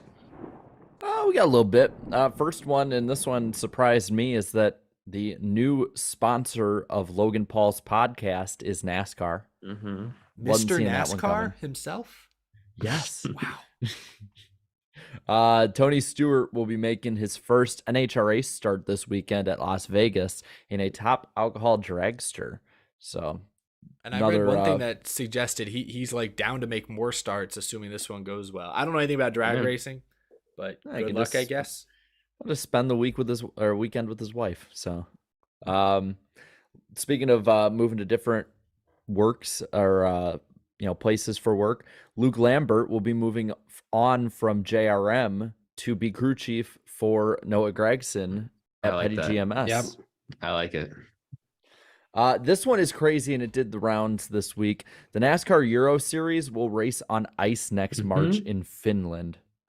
That's cool. No offense to anyone who does follow the Euro Series, but I feel like that's a much needed like publicity stunt for him because we don't hear anything about the NASCAR Euro Series. Yeah, you don't really hear too much about him. Where can But yeah, you- no, that's cool. Like if I wanted to watch, I don't even know. There's probably not a race this weekend, but if I wanted to watch a NASCAR Euro Series race, could I even do that from here, or would I have to go find some bootleg stream link on Reddit? I don't know. know. Yeah, I'm not sure. I mean, I think I saw them stream on YouTube once. They have their own YouTube channel, but it's only like less than 1,000 subscribers, I think. I don't even know how to find the stats on them. I don't even know if they're on Racing Reference for stats from that. I don't know. Is it Flow Racing? I don't know if they have it. A couple people are saying that it might be on Flow Racing, but I'm not sure. And granted, See, I don't subscribe to them, but I People are probably saying should. that people are saying they put the replay of the races on YouTube at least. So Okay. Don't expose the Reddit stream. Sorry, man, my bad. My bad. See, I'll be honest. When I first read it, the first thing I was thinking of is that SpongeBob episode with Doodle Bob, where it's like, "Are you okay, Pat? Finland." I was just laughing that you said Reddit. Yeah. Sorry. Go ahead. That's a good line. Good bit. Also, this weekend, the Riser Font 17 will be back with a Fit Thirds Bank throwback scheme being run at Martinsville for RFK this weekend. I know, and they have the Hall of Fame logo and Matt Kenseth's signature on the door. It's a weird scheme. I think Kenseth only ran this scheme a few times in 2012. The most vivid image I have thinking back was when he was caught up in a wreck at Indianapolis that year. A pretty big wreck. His car was like on fire afterwards. is this track just synonymous for Matt Kenseth now or something? Is that why they're doing it here? I don't know. I hope Chris Buescher's a Matt Kenseth fan because this is the second like Matt Kenseth throwback he's raced this year. I understand that it's the same sponsor, makes sense. They're commemorating him going into the Hall of Fame early next year and everything. But it is interesting. I'm getting spoiled seeing the old school 17 back on track twice in 1 year. It's a good time. Dale Earnhardt Jr. will be competing in the South Carolina 400 at the Florence Motor Speedway. This event is a late model race on Saturday night, November 19th on Flow Racing. And from what he said, he basically put a bunch of money in that doubles the purse for those in the rear. So instead of like guys finishing last and making like $600, they actually make $1,200. So Dang, that's not bad. Very cool. that's big deal. Daniel Dye will drive the 43 truck next year full time for Petty GMS. Not surprised. Yeah, as expected. I'm not going to make the joke I could make. Prep work has I know. begun at the North Wilkesboro Speedway on adding safer barriers. And speaking of different news with tracks, Marcus Smith says SMI is using iRacing data and working with them on options for the Texas Motor Speedway reconfiguration. And he said, like we did with the Atlanta redesign. I'm just Okay. you didn't make the joke, Jerk, but the chat immediately made the joke. Like, Yeah. Okay, so if he did make the joke, we would have to bust his balls over such a low blow to him. And it happened so long ago now, too. Ugh. It's a while back. The fact that I didn't is such a kick in the balls. Mm. 2023's Daytona 500 grass art voting has begun on their website, and they got some pretty cool ones. I'm just saying the one that looks like the top of the Daytona 500 trophy. Wow, it looks good. Like I have to that's check this my out. vote. I gotta look Yeah, it look looks this up. good. We talked about this a couple weeks ago, but it has been upheld, and that is the Cole Custer penalty. Dang, so what is that? $100,000 to Cole, $100,000 to the crew chief. The crew chief is still suspended, and they got docked 50 driver owner points, all for saying over the radio, "Hey, I think you got a flat tire. Check up." Wow, wow. I'm not saying it's the wrong call. I'm just saying it's huge. It's wow. You know what's funny is they could have just been like, "Well, you put a camera in every one of our cars. We thought we saw it." Like I don't get why they didn't pull that one. There's no way Maybe they could have. Well, it was funny because NASCAR's like, there's no way they could have seen the car. It's like, dude, you have a camera in every car now. Like Yeah. everyone can see it. Yeah. Rumors are saying that Dale Jr. and sister Kelly are to buy the Cars tour, but there's not been an official announcement yet, just rumor. But it is pretty interesting watching that swirl around. But nothing Yeah. confirmed yet. But if it does happen, you heard it here first. Well, yeah, second probably, but No, let's be real. yeah, because we Other heard it stuff- from the reason we have it written down here is because we heard it from someone. Hey, there's people who are probably smarter than us and stay off Twitter. Alex Bowman will have an update in the next 3 to 5 days about whether he'll race at Phoenix or not. Probably won't, but I mean, it is his home track, so if there's a race Oh, that he yeah. would want to do just for pride, that might be it. That could be it. Sling TV may be a sponsor for Kyle Busch next year. They were Th- talking back and they're forth on Twitter. they're talking way too much if they're just like trying to stir the pot. Are they Yeah, still they going? even Because they had a Like- long like thread last they- night back and forth. Lefty got they- involved. Yeah, Yeah. they asked Lefty to make a concept. So scheme, and like I saw the concept he made. It looked like he had had some time on this. It was not something he just whipped up. It looked like. He's pretty good though. I don't know. He might have a few Yeah, kind of. he could do defaults that under his quickly. belt. I don't know. Yeah. I just hope. I mean, I hope Kyle Busch. It'd be cool to have Sling. They're a pretty well-known brand, big brand. It'd be cool to have them in the sport on Well, Kyle's car, but It would be huge for TV partners. And now it's like, hey, there's a that's true. here's a cable alternate that you can watch races on. Yeah, I just think, I'd like for it to actually come to fruition. I hope it's not just some social media admin at Sling likes NASCAR and thought, hey, I'll just kind of do this. This will be Yeah. some fun free publicity, Yeah. because right now it's all free. I mean, Sling just got a Yes. bunch of free publicity on the shoulders of NASCAR and Kyle Busch. So I hope it Yeah. actually turns into something they. But pay then for. when you have to pay for it, it's a whole new I ballgame. I hope they actually do pay for something. I just think it'd be cool. And the scheme, the mock scheme, Lefty made look nice. So cool stuff. On the last one here, this next Wednesday, November 2nd, on top of having the NASCAR Weekly podcast that night at noon earlier in the day, because we do have some noon starts. I didn't realize you were wearing that. That was smooth. I literally wore it just for this little segment. There's gonna be all-star race tickets available for North Wilkesboro that go on sale Right. for $299. I was gonna say stress weekend. You just said race stress weekend. Well, it's an all-star race. It doesn't matter. It's basically going to cover 2 concerts and 3 races if you include the Open, which will probably only have like 10 cars in it. So if you think that's a good deal or not, we can. Yeah, there's been a lot of debate. Well, decide. it's worth noting the tickets start at What? $299, and I think I saw they Yeah. go up to $399 for I guess the best seats. Like if you break it down for a weekend package, it is right. But a lot of people, and I'm even leaning that way myself, I don't know if I can get the time to go to the full weekend. So I don't know if I want to pay for the full weekend. I'll be real. I'm gonna pay for the full weekend, and even if I don't make it, I'm just gonna sell it for like a jacked up price anyway for the races I don't make. Like I'm But- Jared's but- transparency here, But, man. but will you get the separate the tickets? I don't know.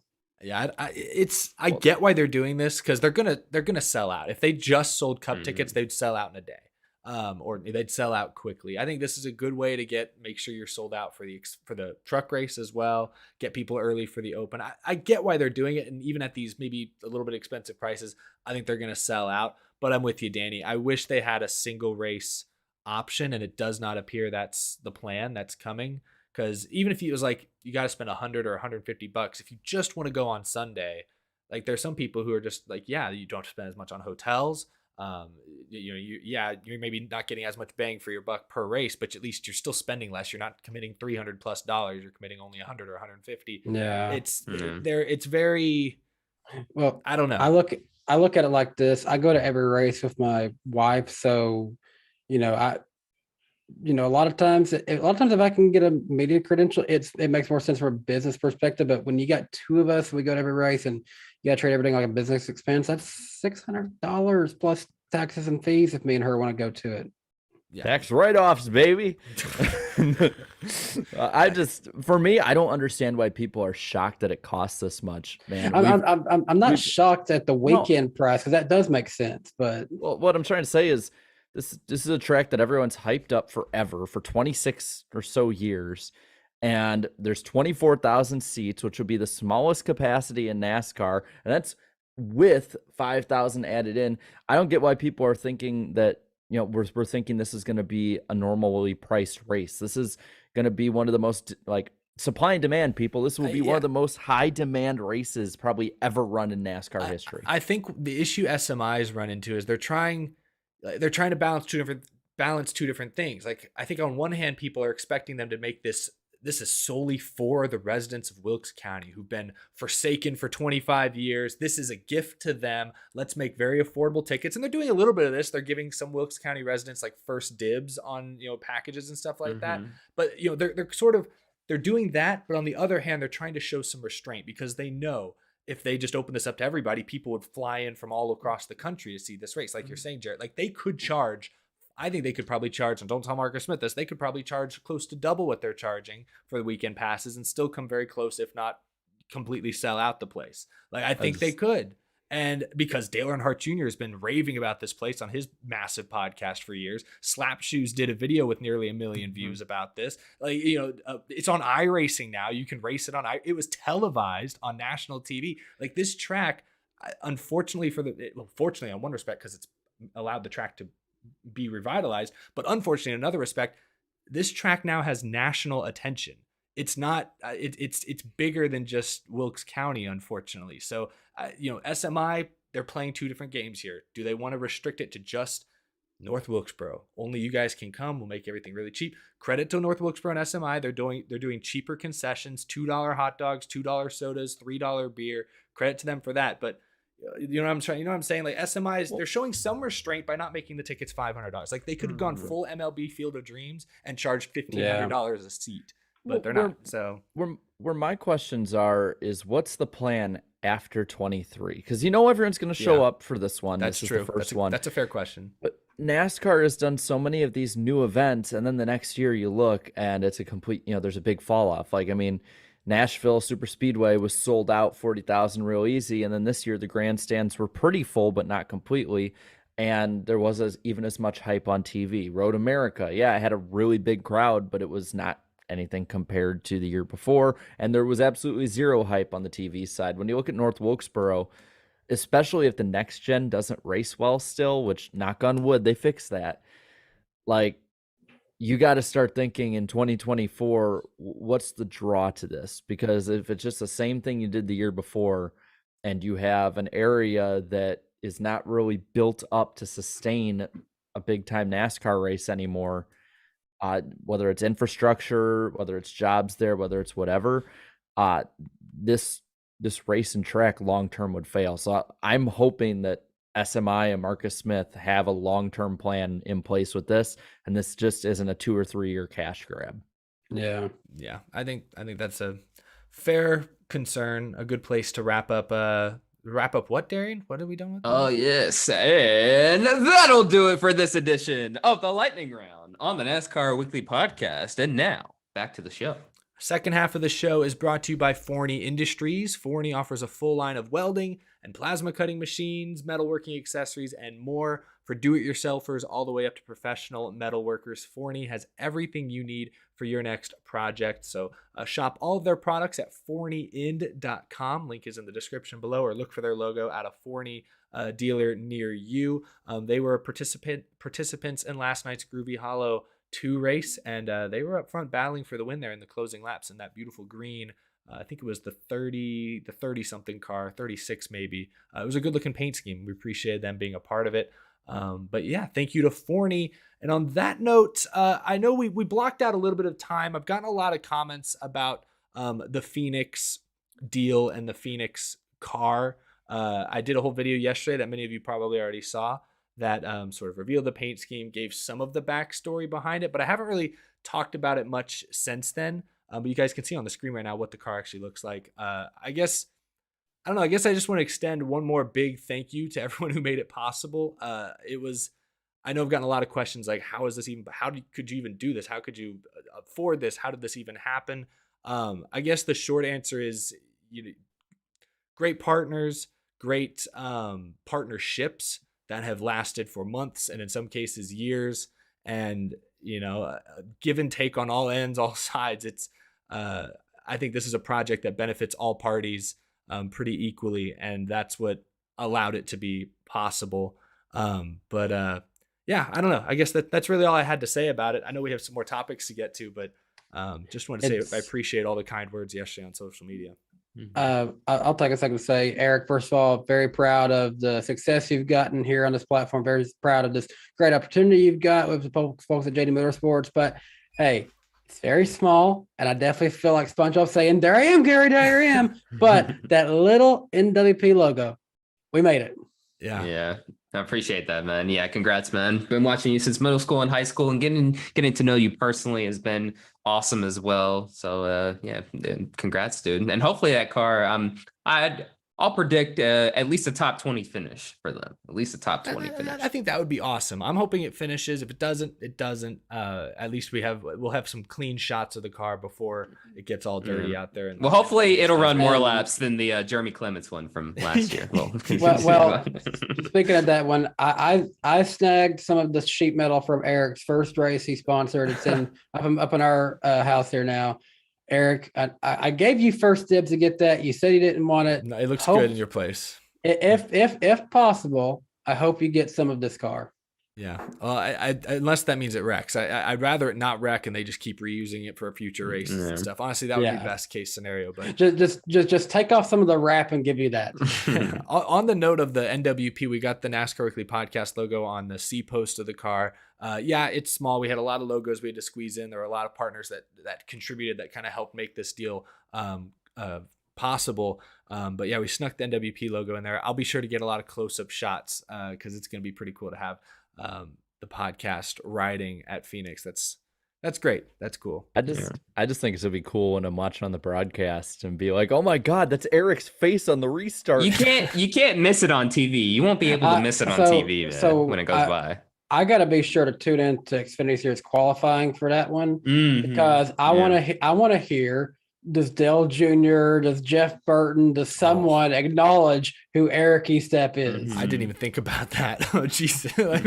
So I can hear it now from Dale Jr. And here comes Brendan Pohl in the Eric Estep car. Now this guy's got a good channel on YouTube. If Dale says that, I don't know that Dale has seen. He's probably. I know he's very in tune on social media. He's probably seen all of our videos. I know he's tweeted at a few of you guys before. He's probably seen all of our videos at least once. But Dale, if you're watching, a plug on national TV, that would be absolutely stunning. Even if it's just during qualifying, I don't care. That would be amazing. Dale is watching right now. He just got done reading his daughter's bedtime story. He's watching us right now. I guarantee it. And Dale, I'm subbed to your alt account, so I know if you comment. He's been a NASCAR YouTuber since like what 08? 2007 or 8. Like he's had that channel on here forever, and no one ever knew it was him that made it until he tweeted a video. I watched a race on that channel, not realizing he was the one that uploaded it. I was like, wait, that was him? That's hilarious. But no, it's an awesome deal, and I love the fact that it's the 2005 Kenseth scheme. It looks really good. Yeah, it definitely took some design elements, and I got to give a shout out to Joe Raybuck, is his name. He works with us at AE Engine on things. He designed this T-shirt actually and helped me design the scheme. I kind of told him I want to do something not exactly like the 05 Kenseth car, which I do have sitting right here, mainly because I wasn't sure. Like, let me turn the brightness down. I wasn't sure if that, like, especially the front, I didn't know how that would look on a more boxy Xfinity Camaro. So I said something like this, take some elements from it, but don't do the exact same thing. He kind of had a blank slate. I went in and kind of tweaked some things, edited some things, but happy with how it turned out. I definitely saw some comments from people who didn't watch my video. I saw comments on Twitter, and I could tell, like, didn't watch my video, but still noted, like, hey, that kind of reminds me of those old Kenseth cars. So that made me happy. That was like mission accomplished. Okay. Also, people were asking, is Dale Jr. really watching? No, he's not. We're kidding, guys. Also, one final thing before we move on to another topic too. Also, shout out to Denny Delivers for predicting the exact. Well, it was close to the scheme, I thought. Yeah, he predicted over a year ago. I didn't even remember this. He made a little mock-up rendering of Adam on the 6 car. He had the colors right for the most part. Some of those shows no longer that he had on there, but yeah, that's about it. Yeah. I thought that was pretty random, but yeah, I appreciate you guys, the three of you guys. Just kind words. I appreciate working with you guys on this show for the last 4 years, I guess. And just think this all started because me and Jarrett wouldn't stop spamming your Fortnite chat. Fortnite, bringing people together since whenever the hell that came out. Good stuff. But thank you everyone for the comments. I know I still gotten see some questions pop up here and there in the chat. Some things I can answer, some things I can't. But at some point, maybe when this thing is all said and done during the off season, it'd be fun to kind of do like a more sort of longer form, in-depth Q&A on some of this stuff. But it's gonna be fun. We got Brendan Poole's gonna wear a fire suit. We got a black and yellow fire suit, so I hope he gets some TV time over there. That's gonna be fun. But yeah, on that note, we've got one other story that broke actually earlier today that we want to talk about before we preview Martinsville. David Gilliland Racing is no more. Well, I mean, I guess they still exist. They're just rebranding to Tricon Garage. This is Toyota's all-new Truck Series team. They're basically bringing all their partners that were on KBM's trucks, and they're moving them over to Tricon Garage. Tanner and Taylor Gray are going to continue to drive there. Corey Heim, a Toyota driver, will be their other full-time racer, and then there will be a fourth car for a rotating cast of drivers. But yes, so Toyota officially has a KBM replacement. Danny, what do you think about that? I was going to say, I think this is actually DGR's third name rebrand, because at one time they were like David Gilliland Crosley Racing. Yeah, they had the Crosley was part of it. Yeah. So yeah, it's really exciting. It's nice that Toyota did find that next team for them, and they used to be Toyota for a long part. Honestly, I thought it was a bad move on their part to even leave them in the first place. I feel like they were better suited to be a Toyota partner. I know Tyler Ankrum looked really good with them when they was a Toyota, so I think they have a better future as a Toyota. Obviously, Miss Deegan, she stuck with the Ford people, so she will not be eligible to be a part of this deal. So it'll be interesting to see what she does. I think she's obviously looking for an Xfinity ride at this point, but I'm sure all offers are on the table. Maybe another front row truck wouldn't be ruled out, but most likely an Xfinity ride will be her next landing spot. Yeah, you talk about this move too. I mean, like, I know I've said before, like, oh yeah, Toyota, they might be in a totally new rebuild mode here, but then in the truck series, it seems like they're in a reload mode here too. I mean, Corey Heim, having him as your number one driver on the team, sticking with Toyota too, that was definitely a W, because we talked about Toyota potentially losing some prospects because they might not have enough seats, but they seem to have figured out the truck series at least. Heim has won 2 races this year. I think so, yeah. And he's part-time, right? And he's only part-time. And I was at every single one of his wins, so that's pretty cool. Oh, yeah. So, so Corey Heim having 2 wins this year, I think, that's someone who I would have circled as a preseason threat to do really good next year. See, with me, I like Corey Heim being on the team. My question is with the two, with Tanner and Taylor Gray, as well as I'm just thinking that Ford team's probably just going to be like a playground car, kind of like when Kyle Busch would go down, or like a part-time car for anyone coming up. Maybe, yeah. I'm interested to see if this is just the drivers they have in place for now, or if they're wanting to move forward with these 3. I believe is it Taylor Gray can't race till Coda? Yeah, because he's not 18 yet. Mm-hmm. Yeah, so I'm interested to see how that goes. I mean, just Tanner and Taylor. It always.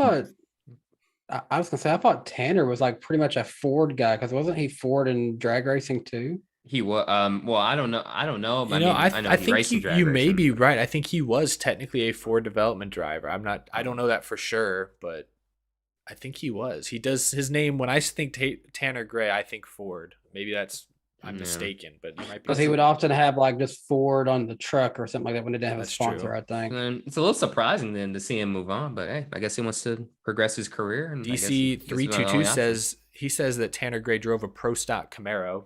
Okay, it was Camaro. Okay, never mind. Yeah, I don't remember. I think it is kind of surprising, but it's if you had to choose basically to be what looks to be the flagship Toyota truck team or just another Ford team, I mean. Being the flagship team, you go with that every day of the week. Yeah. The only issue is that needs to be hammered out is like just what are the sponsorships going to be and stuff. But they'll figure it out. I do think flagship Toyota team will go to 4Sport for seniority reasons, I think, but they'll be up there. I feel like ThorSport is like they're kind of their own thing. I don't get the impression, at least, that Toyota has a lot of say over their personnel. I feel like Kyle Busch was kind of told who to put in his trucks. I think that's kind of how that worked. So then this might be the new team to do that. This is two teams in recent years though that Toyota has won back from Ford though. So That's true. That's true. Toyota's building up their numbers. See, that's the thing. Like when Kyle Busch confirmed finally he's not staying with Toyota, like, yeah, that's a loss for Joe Gibbs Racing, especially in the short term. He's an all-time talent. He's still really good. But they got Ty Gibbs, a lot cheaper. And I think 3, 4, 5 years from now, has the potential to be a superstar. So I don't think it's the end of the world. But a lot of people were, justifiably concerned. Well, what about KBM? If that's gone, what happens to the JGR Toyota development system? It's sort of in flux. I was never that worried about it because the way I saw it was exactly this. Toyota has all these sponsors that are funding KBM. They're just going to pull those and go to an existing truck series team and support them. I didn't know for sure if it would be DGR at the time, but DGR makes sense. They've been a Toyota team in the past, and now, boom, they're back. They're a 4-truck team. They're bigger, badder than ever before, and they got all this Toyota funding. So suddenly, boom, they got a spot for Corey Heim. Well, they would have had a spot for Chandler Smith if he didn't bail for Chevy, and they still haven't announced their Xfinity lineup at JGR. There's at least 2 open seats there. Side note, I don't know if they'll do it, but Jarrett might like this idea. They'll probably keep the number 18 for KBM's truck lineup, but what if they change that font to RCR font? Do it for the meme. Yeah, why not? Well, I'm looking here and for, basically Thor Sport really is its own thing, because looking at it, God, I still think of it as DGR, but the Tricon garage is fully TRD backed when Thor Sport isn't. And Thor Sport is like in a lot of ways just sort of a truck lifer program, and then maybe a couple here or there that are in the Toyota pipeline and stuff like that. So plus they're even further removed from North Carolina with a lot of stuff back and forth. So Yeah, they're based in Ohio. Is that correct? Yes. So it's like I still think that this is going to be that factory team with the full support, and Toyota doing this is just KBM2, I think. Yeah, that's right. I think. Long term. Yeah. They'll obviously Toyota will have a say over which drivers get the seats, that sort of thing. Yeah, it'll be interesting to see how seamless the transition is. Like, DGR, now Tricon, has been good this year. I mean, when Brian Priest is in one of their trucks, they look like they can win races. Yeah, that's true. So we'll see how the transition goes next year. If they'll be better, worse, somewhere in the same, tough sledding at first. We have to wait and see. Hearing you say that makes me think, okay, yeah, that just got rid of a lot of Ryan Priest's extra opportunities unless he gets a better deal lined up for next year. I don't know if we talked about it on the show. I forget where I saw it. Maybe it was on a podcast. It got referenced and I heard it. But someone with connections, I would say, made the comment that Priest has explored opportunities outside of SHR and Ford, which I didn't. If they can't get him. If they can't get him a full-time ride in at least the Xfinity series, like I would walk if I was him. I would consider it too. I'm just shocked that so what was SHR's plan when they signed Priest to a development deal? Just a 1-year deal? Like, because that's what it sounds like. They signed him to a 1-year deal. I guess. Well, no. What's the point of that? The point was for him to replace Almirola or Harvick. And why would you only sign him to a 1-year deal if that was the plan? I don't get it. I think that was the original plan. Then all of a sudden, when it came down to either having Cole Custer or him for the final seat, the ownership got, the other half of the ownership got the final say with that. Well, so now he's at a crossroads where it's like he doesn't know what he's going to do. Don't get me wrong. I think Almirola still has a lot to give back, but Priest is a great driver who I think needs that better opportunity to prove himself. I just think go back a year. Yeah, Jarrett's doing the money sign, but I'm saying go back a year when a year ago they announced Priest is going to be an SHR development driver. I'm like, great. Harvick's got 2 years left on his deal. Almirola may be done after this year, probably 2 years at the most. You just had Gene Haas come out and say both Harvick and Almirola are likely gone after 2023. So how did you not lock Priest up for long term to ensure you had a replacement for Harvick and or Almirola? Like the fact that Priest is even exploring opportunities outside of SHR and Ford. What is SHR's plan if they didn't have Priest locked up? It's weird. It seems crazy to me, but I don't blame Priest for looking for whatever opportunity, because it sounds like his Ford opportunities are. I mean, they just signed Almirola for another year. He was going to retire. Harvick, it sounds like Gene Haas is trying to get him to stay longer. Might be a fruitless effort. It feels like Priest got to be sitting there like, the only guy who wants me here is Tony Stewart. and if he can't get me in a car, then who can? I'm understanding why Stewart is so just seemingly more and more angry when it comes towards this program. Well, we don't know for sure how much anyone really wanted Kyle Busch from that camp, but we know he wanted Kyle Larson. We know he wants Priest, that's going to be two drivers that he's wanted and he can't get for some reason outside of his control. It sounded like he pushed for Kyle Busch, but he was the only one that really did. We know Harvick Yeah. was pushing for Kyle Busch. It seems like ever since they've made the switch to the Ford, sure they had initial success right away, especially 2018, but for certain personnel decisions now, it doesn't seem like he has the power that he used to have. That move in general just shocked me because I always felt like Tony was very much a Chevy, like all the way kind of guy. When JGR switched to Toyota, I felt like that was one of the things that made him want to go get out of that and go back to Chevy his own way. So then when they made that move, I was like, I don't know if this is the right move in the long run. And it's proving like it was okay for a little while. It's proving like it's not the right decision long run. Could second fiddle to Penske. Sometimes how it feels. I don't know. I sometimes you also got to look at their driver lineup. I love Chase Briscoe. I think he's going to do great things, but Cole Custer's been a disappointment. Almirola's been mid pretty much his whole career. And now you got Harvick on his way out potentially as the oldest full-time Cup Series driver. The fact that they don't have Priest locked in for sure through this next year, that just feels like mismanagement. That feels like whatever contract they signed last year was kind of dumb. Like if nothing else, like offer something to Priest to say like, hey, we'll bring out a fifth car for like some short tracks if you'll stay with us or something. Yeah, what would have been the point of signing Priest just to do a few part-time races in your lower series? What would have been the point? No, there would have been no point. No, I feel like the only way to salvage this, and I mean, like I don't think it's gonna happen now, obviously, is to offer him a full-time seat in one of the lower series. But I think at this point in his career, Priest wants to race full-time in Cup.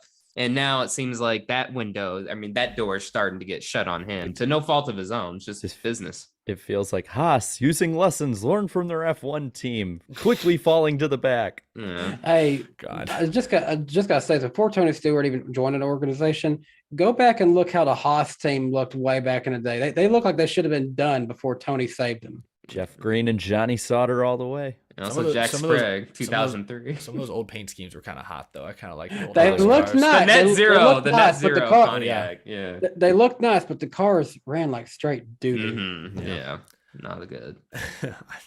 Well, I think we can move on. It's time for my new favorite segment of the show. Get ready for this chat. It's time to preview Martinsville and make our picks. The second to last weekend of the NASCAR season. We got an Xfinity and a Cup race.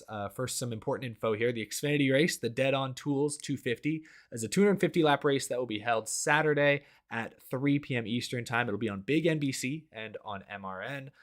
Good weather, 60s, 3% chance of rain, mostly sunny. Should be nice out there in Virginia. Noah Gragson, as we talked about, is the most recent winner. Then the Cup race on Sunday is confusingly called the Xfinity 500. It's a 500 lap race, as is common and tradition. Starts at 2 p.m. Eastern Sunday on NBC as well. Big NBC all weekend long. MRN.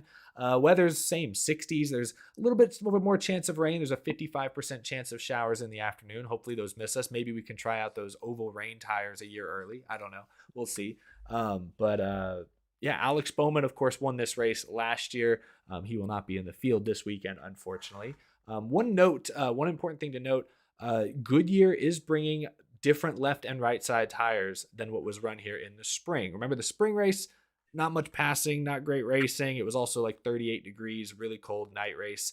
Weather's going to be a little different in this case. Conditions a little different, but Goodyear is bringing a different tire. And they did have a couple of tests here. I'm not sure if they've changed much with the cars themselves. I know they're not taking the underwing diffuser off. I don't know if they were messing with the gear ratios or anything. It sounds like they're still going to be shifting, maybe not as much, but I think they are still going to be shifting every single lap for the most part. But yeah, it hopefully will look a little different than it did back in March or April, whenever the first race this season was. Darian, who are the favorites according to Las Vegas?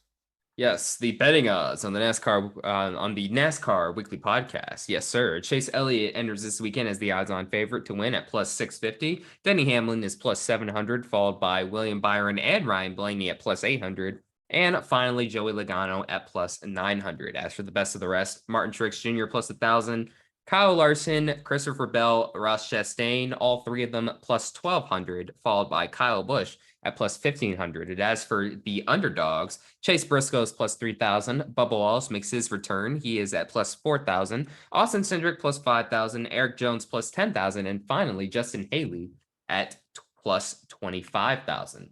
Now, as for the NASCAR Weekly Podcast Fantasy League, once again, as I said last week, Trevor Sports 98 has this championship locked up, it looks like, but he's followed by Toyota Tough in second. In third, 48 Nation. Fourth is RPG Racing 2. And finally, in fifth, just barely in fifth, just 5 points ahead, Daniel Baldwin. Congrats, man, having a spectacular season. And then as for the playoff standings, Adam Cub Racing is just ahead of Trevor Sports 98. Trevor Sports trying to do the famous sweep, I guess. And then in third is Larson Fan 5, followed by Blue Jimmy 48 Fan in fourth, and Mahaffrey Motorsports. Rounds out the top 5. But look at those three just outside. We got Daniel Baldwin, Danny B. Wife, and Denny Delivers. Yeah, wow. Pretty close one. Good stuff. Awesome stuff. Then, of course, we have our podcast pick points chat. You hope you weren't too comfortable out there. You're still leading with 569 total points. But just a couple weeks ago, I was 19 points out. Now I'm only 5 points back, thanks in large part to Kyle Larson getting the win this weekend. Yes, I'm second, 5 points back. Danny is third, minus 52. Jarrett fourth, minus 55. And Darian is minus 65. So we have a real tight battle for the win, and we have a real tight battle still for third to get that final spot on the podium. So should be a very interesting final 2 weeks. It's anyone's race, chat. Are y'all nervous? Y'all getting a little nervous? They're already starting. They better be nervous. Look at them. They're already trying to rally, get on the same page. Now, are we still doing that same rule that we started last week where they pick last or whatever or something? I mean, technically they're first, so shouldn't they get to pick first? Like that's the rules. That's how we play. All right. Come on, chat. Who do you pick? Well, we got to do a couple things. We got to start with the Xfinity race. How do we want to do this, Jared? Do we want the chat to go first, or do we want to? We can have we can have me, Danny, and Darian, and then the chat, and then okay, then chat. That You'll way go there's fourth. no cheating. Okay, chat will go fourth. That sounds like a good plan. So, Danny, we'll start off with you then. Who's your pick to win the Xfinity race on Saturday? Oh, he's the hot hand. Noah Gragson. He's going to win again. I need to make up points, and I also looked at the only guy who seems to be running near Gregson's level. I'm going to go Ty Gibbs on this one. Yeah. I hope Sam Myers in there. Yeah, I will. Well, I'm not going to go with him, but I will go with the guy he fought with in the last Martinsville race, Ty Gibbs. Yeah, I got him to win this weekend as well. I like that. Chat's going Gregson. I honestly, I feel like going Gregson as well. I don't. It doesn't feel like as sure of a thing as Homestead last week, but I don't know. I don't want to pick against Gregson and lose points at this week. So I think you can put both me and the chat down for Noah. At this point, he's proving me every reason to not bet against him. So yeah, honestly. All right. Well, that was easy enough. That was pretty quick and painless. Let's move on to the Cup race. As always, we begin with who's gonna suck this week, Danny? Just because I picked him to win the Xfinity Series doesn't mean I think he'll do good in the defending car of this one. I don't think Gregson will do that good in the 48. It seems like the last few weeks, just everything about that car, not the same driver. It's just not been getting performances you'd expect out of a Hendrick car, and I don't think Gregson will do good at the Martinsville Cup race. Brad Keselowski will suck in this race. Yeah, look, Keselowski, he had an awesome weekend last week, but yeah, what'd you say? Like first top 5 in over a year. Like they're still going through some growing pains, though. I do think one of his cars is going to finish it at least in the top 10, but not him though. So yeah, I got Keselowski to suck. And Chad appears to be going with Almirola. Yeah, I'll just throw out, I don't know, Tyler Reddick, someone just kind of random that usually does well. I'll go with Reddick. I think that feels pretty good. But chat's going Almirola. Let's move on to our dark horse. Danny, you want to lead us off? Yeah, dark horse in this one. I'm going to go with Justin Haley, actually. I don't know why. I just feel like it's good. I like that. I remember him doing really good at the Clash back earlier this year. It's a very similar type of track. I think Justin Haley could do all right in this one. I'm going to go with the guy with double-digit DNFs. I don't think he's going to get another one this weekend. That is Ricky Stenhouse Jr. Wait, is this – wait. Oh, wait, huh? He has 10 DNFs this year. Yeah. Stenhouse does? But you're saying he's going to be the underdog? Yeah. Yeah, he's pretty good okay, here. If you're getting Yeah. 10, So- if you're sorry. getting 10 DNFs, Sorry. you got to be an underdog. You bringing up that stat made me think you think we were still on the suck pick.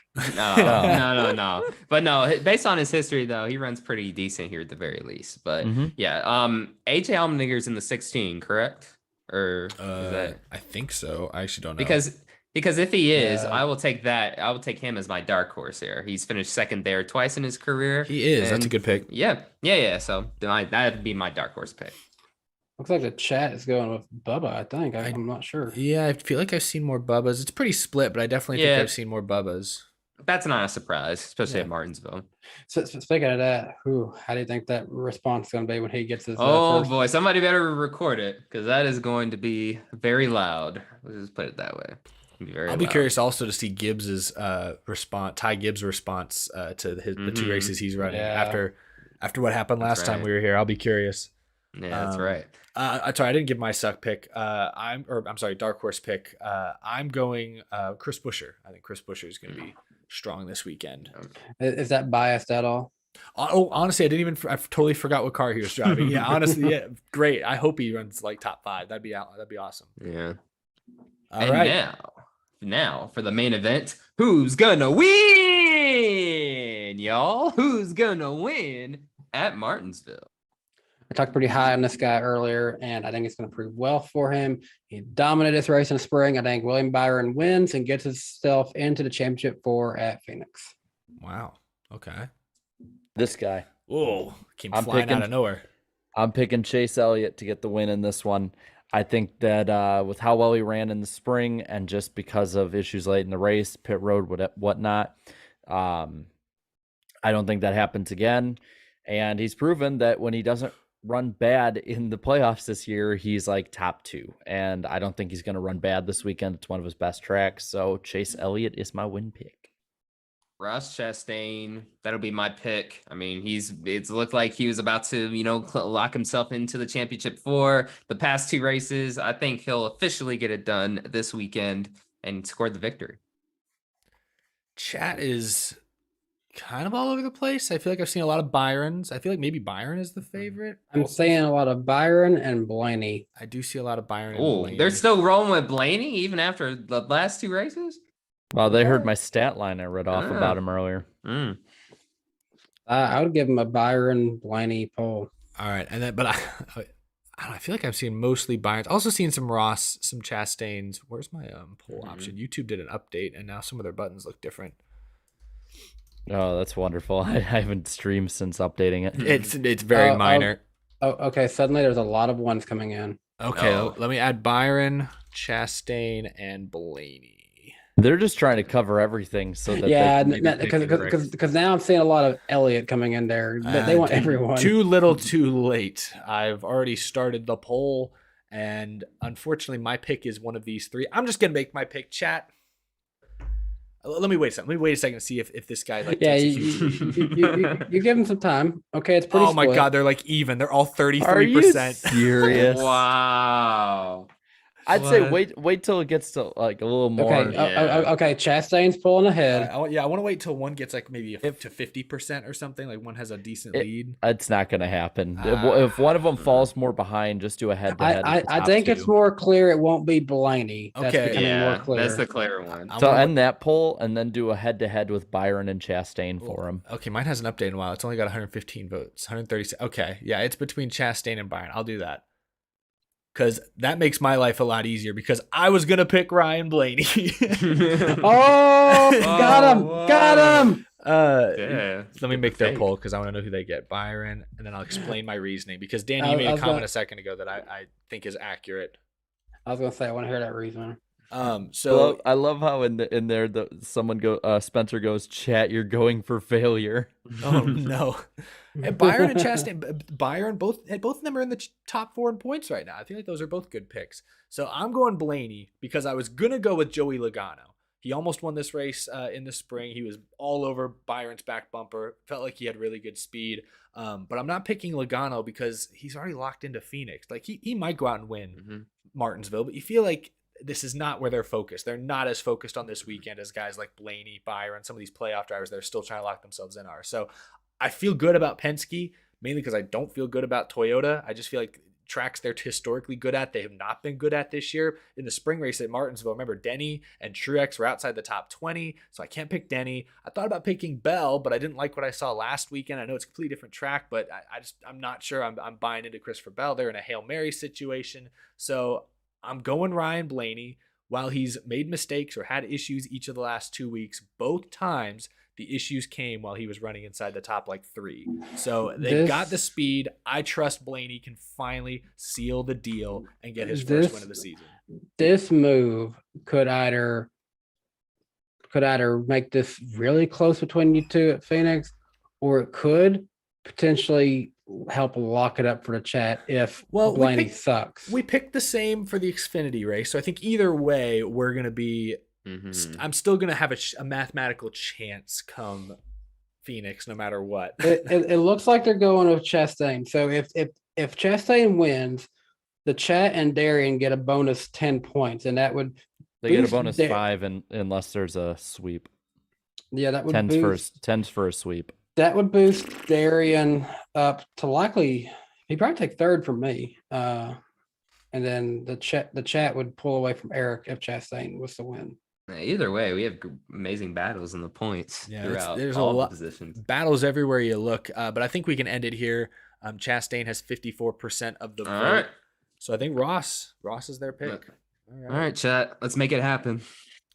With that being said, I think we can head to our second and final super chat stage break. Let me see where I left off real quick. Wes 225. Chastain finished 5th in the spring Martinsville race and 2nd in the Phoenix race. Food for thought. If he doesn't get dumped, he's got good odds. So Wes here seems to support the chat's win pick for sure. King Sebastian, at least 80 to 85% chance Hamlin gives Ross that 2017 Chase Elliott treatment if it comes down to points. I think it was 17 anyways. There's a chance. I just don't think it's going to happen after what we've already seen. Yeah, if it comes down to if Ross has a bad race or something, or Hamlin gets a bunch of stage points and they're battling for 7th and the final playoff spot at the end, yeah, maybe Denny bumps him. Maybe he knocks him out of the way. But that's a lot of ifs. That's a perfect situation. And thank you, chat. This just in. Corey LaJoy won the modified race at Martinsville tonight. Oh, wow. Good for him. That's cool. That's got to be his first big win in a while, right? I didn't even know he was racing in it. That's super cool. Yeah, I'll have to see if there's any highlights or something like that. That's awesome.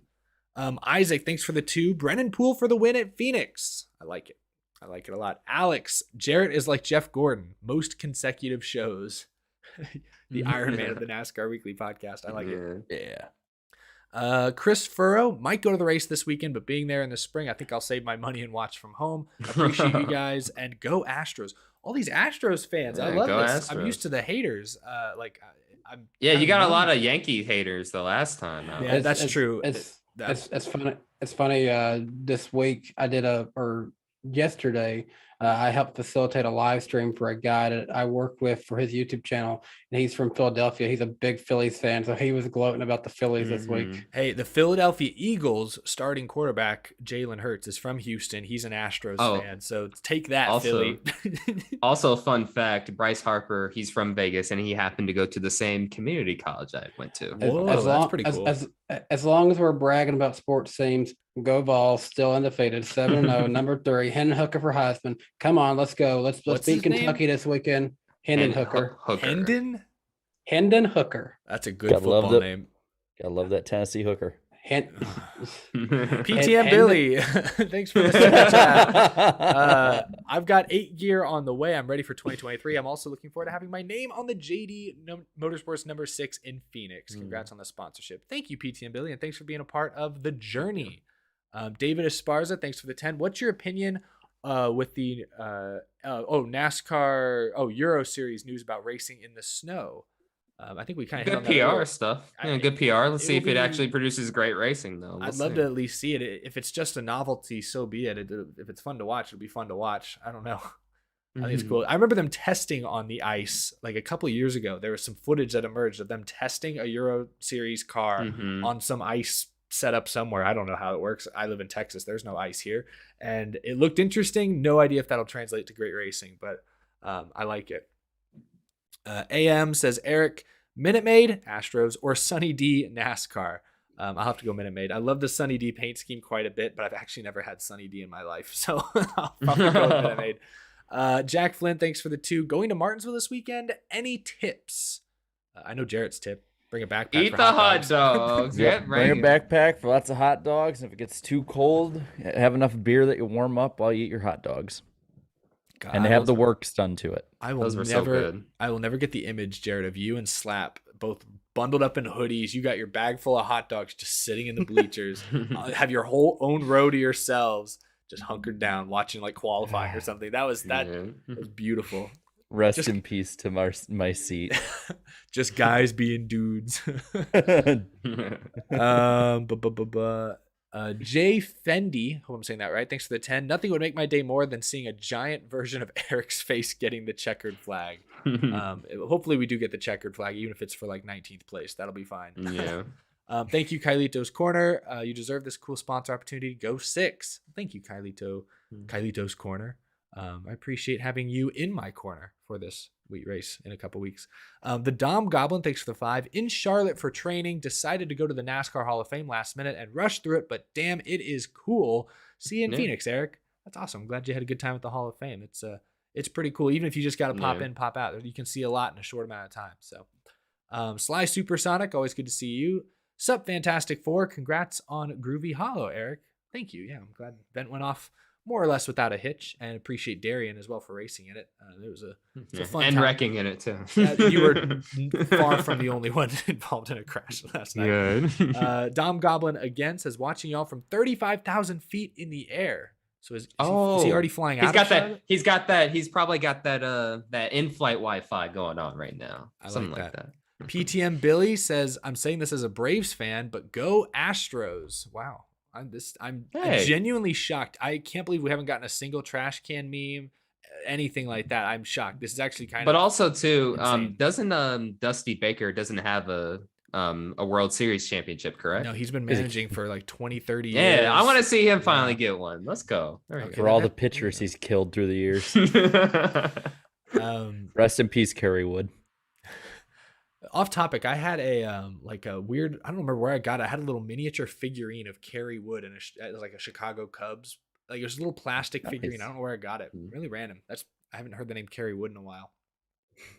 You hear it around Wrigley. Soast up. I don't know if I'm saying that right, but thank you for the super chat. Very off topic, but I would love to see GameStop support NASCAR again. I missed those schemes. Also, I bought a cruise ship. I can't wait for it. That was very iconic for the number 20 for a lot of years. Yeah. And kind of miss seeing that. Here's the thing, though. I hate GameStop with a passion nowadays. I like that they do different games each week. Like there'd be a Mario Kart car, the Call of Duty I like car. that. Yeah, I feel like I go to GameStop maybe once a year at this point, and maybe I'll end up being like, oh cool, I'm Madden for $4. Maybe I'll get this. Yeah, I can't remember the last time I was in a GameStop. I like GameStop for the stonks. Oh yeah. Okay, that was only good one time. Speaking of being only good one time, the Buccaneers have had a hilariously done like fumbled punt. Dude gets hit by his own man and muffs the punt, and then the Ravens get it on the 7-yard line. It sounds like a typical Thursday night game. Have they scored a touchdown yet? Isn't yes, 2 or 3? Yes, they have at least. It's actually a decent score, but I just want to point that I just saw that highlight. That is rough. Tom Brady didn't come out of retirement for this. That's all he's got. He didn't divorce Giselle for. Oh yeah, he did. He's married to the game, bro. All his life. Married to the grind. The game's divorcing him too. It seems like. Yeah. Sorry, I was reading ahead on the super chats. My bad. Isaac, thank you for the 5. McDowell to the 41 or the 18 in the future. He drove the 18 in Cup in 2011. McDowell supremacy. Jarrett would love that. I don't know that it's realistic, but it's possible. He's been on this hype train for a while. He's ready. I don't think I've been on this the 18. I'd be shocked. Maybe Xfinity 18 one day, just for like a few races. I don't know. I've been on the McDowell hype train since 2019. So. Since before it was cool. Not since 2008 with his you know what? I met him after that. He was I was like the only kid in Chicagoland Speedway to actually recognize Michael McDowell, which I was like How do you not know this guy? This is a dude that flipped like 100 times. Yeah. And recognized the car. Yeah. Blue Jimmy fan, both me and Jarrett can agree it was freezing. That's right. He was there at Martinsville. It was so cold. And thanks for racing last night, Blue Jimmy. That was a good time. Yeah. And this might be our last one. One more from the Dom Goblin said, yep, in-flight Wi-Fi, first groovy high club member. I like it. I like it. We got, I think, one more from Trevor Bailey. What's up, guys? I ordered my Eric shirt, Pit Crew shirt, and Noah Gregson and Ryan Blaney are my win picks for Martinsville. NASCAR Weekly Podcast, Fantasy Champs, LOL. Oh, yeah. Yeah, is this Trevor Sports 98? Yep. I'm Yes, it assuming is. that's it. Yep, it's him. Well, Yep. He's in my Discord as well, too. Yeah, running he's away having with an it awesome right now. season. And thanks for the support on the Phoenix stuff, Trevor. Appreciate that. And thanks for supporting the stream. And just thank you everyone for watching, because that's going to do Thank it, you. I believe, for another edition of the NASCAR Weekly Podcast. Okay, one more coming in from Napa Racing fan. Always good to see you. Congrats, Eric, on the Xfinity car. Love to see the 6 get a top 10. Go Phillies. Finally, we got someone who's not a pro Astros fan. And hope JRM can sweep the championship 4 and the cup race is good on Sunday. There's a lot of ifs in there. I'm not sure any of them are going to happen, even the good We'll cup see. race part. But we'll hope for the best. Thank you, Napa Racing fan. And thank you, everyone, for tuning in. All these guys here, the Iceberg, Black Flags Matter, Danny B Talks, all their links or at Twitter or YouTube handles are in the description down below. So if you're not subscribed to these guys already, make sure that you are, because next week we will actually be on the Iceberg's YouTube channel. We'll be back in our normal Wednesday night, 8 p.m. Eastern time slot. But yeah, we'll be on the Iceberg. We'll be talking all things Martinsville, and we'll be previewing championship weekend. So we got a couple important shows coming up here over the next few weeks, all around the championship race. Going to be a good time. Two to go. Gosh, sponsored by Credit One Bank, but not actually. we got next week on mine, and then finale on yours. And I apologize. It's going to be the day after my birthday, so my God, I'm going to be a quarter century old. I'm older than the best of us. And I'm older than a lot of the and- drivers coming up through the And ranks then now. low key, I gotta say, I'm almost in a way ready to have a break from the NASCAR season, because I'm really hyped about my current Vols team, and I want to be able to just focus in on watching them. And I'm taking Darian and Jarrett to their first game at Neyland Stadium, so they get to experience that, and that'll be a unique experience. A lot of Probably fun gonna- activities during the off-season. Probably gonna vlog that one, because I've never vlogged a football game. I think that would be fun to do. I want whoever's in the chat that does this, can someone go back and be nice enough to go back through throughout the entire Tennessee season for the podcast, and just put a compilation of Danny talking about the Vols together, and You have it probably ready have by the it. finale. You probably have a 10-minute video at this point. Let's be honest. I would love that. Well, this has been a lot of fun. Thank you, everyone, for tuning in. We'll be back next week, Wednesday night, Jarrett's channel, The Iceberg, on YouTube. But in the meantime, that's going to do it. I don't have a Dale call, so we'll just kind of wave awkwardly. Just smile and wave. boys. Just- what do you got? You got something, Jarrett? What is that? What Let me pop it up. just keep real smiling quick. and waving, boys. Keep Hold on. smiling and waving. Wait Yes. for the ad to get done. Wait for the ad to get done. Oh my God, ads. Wait for It's okay. It's my okay. hands cramping. Danny's All got right, 2 ready? hands. That was easy. That's not Goodbye. Green. Holy moly. Great job! Yeah! This guy. Thank you. Wow! Hell yeah. Woo-hoo! Great job, man! And we got a crash. Car spinning left and right. Buddy, let her rip. Rain like hell, baby! Come on! Oh my God, guys! Yes! Yes! Unbelievable! You guys are the best!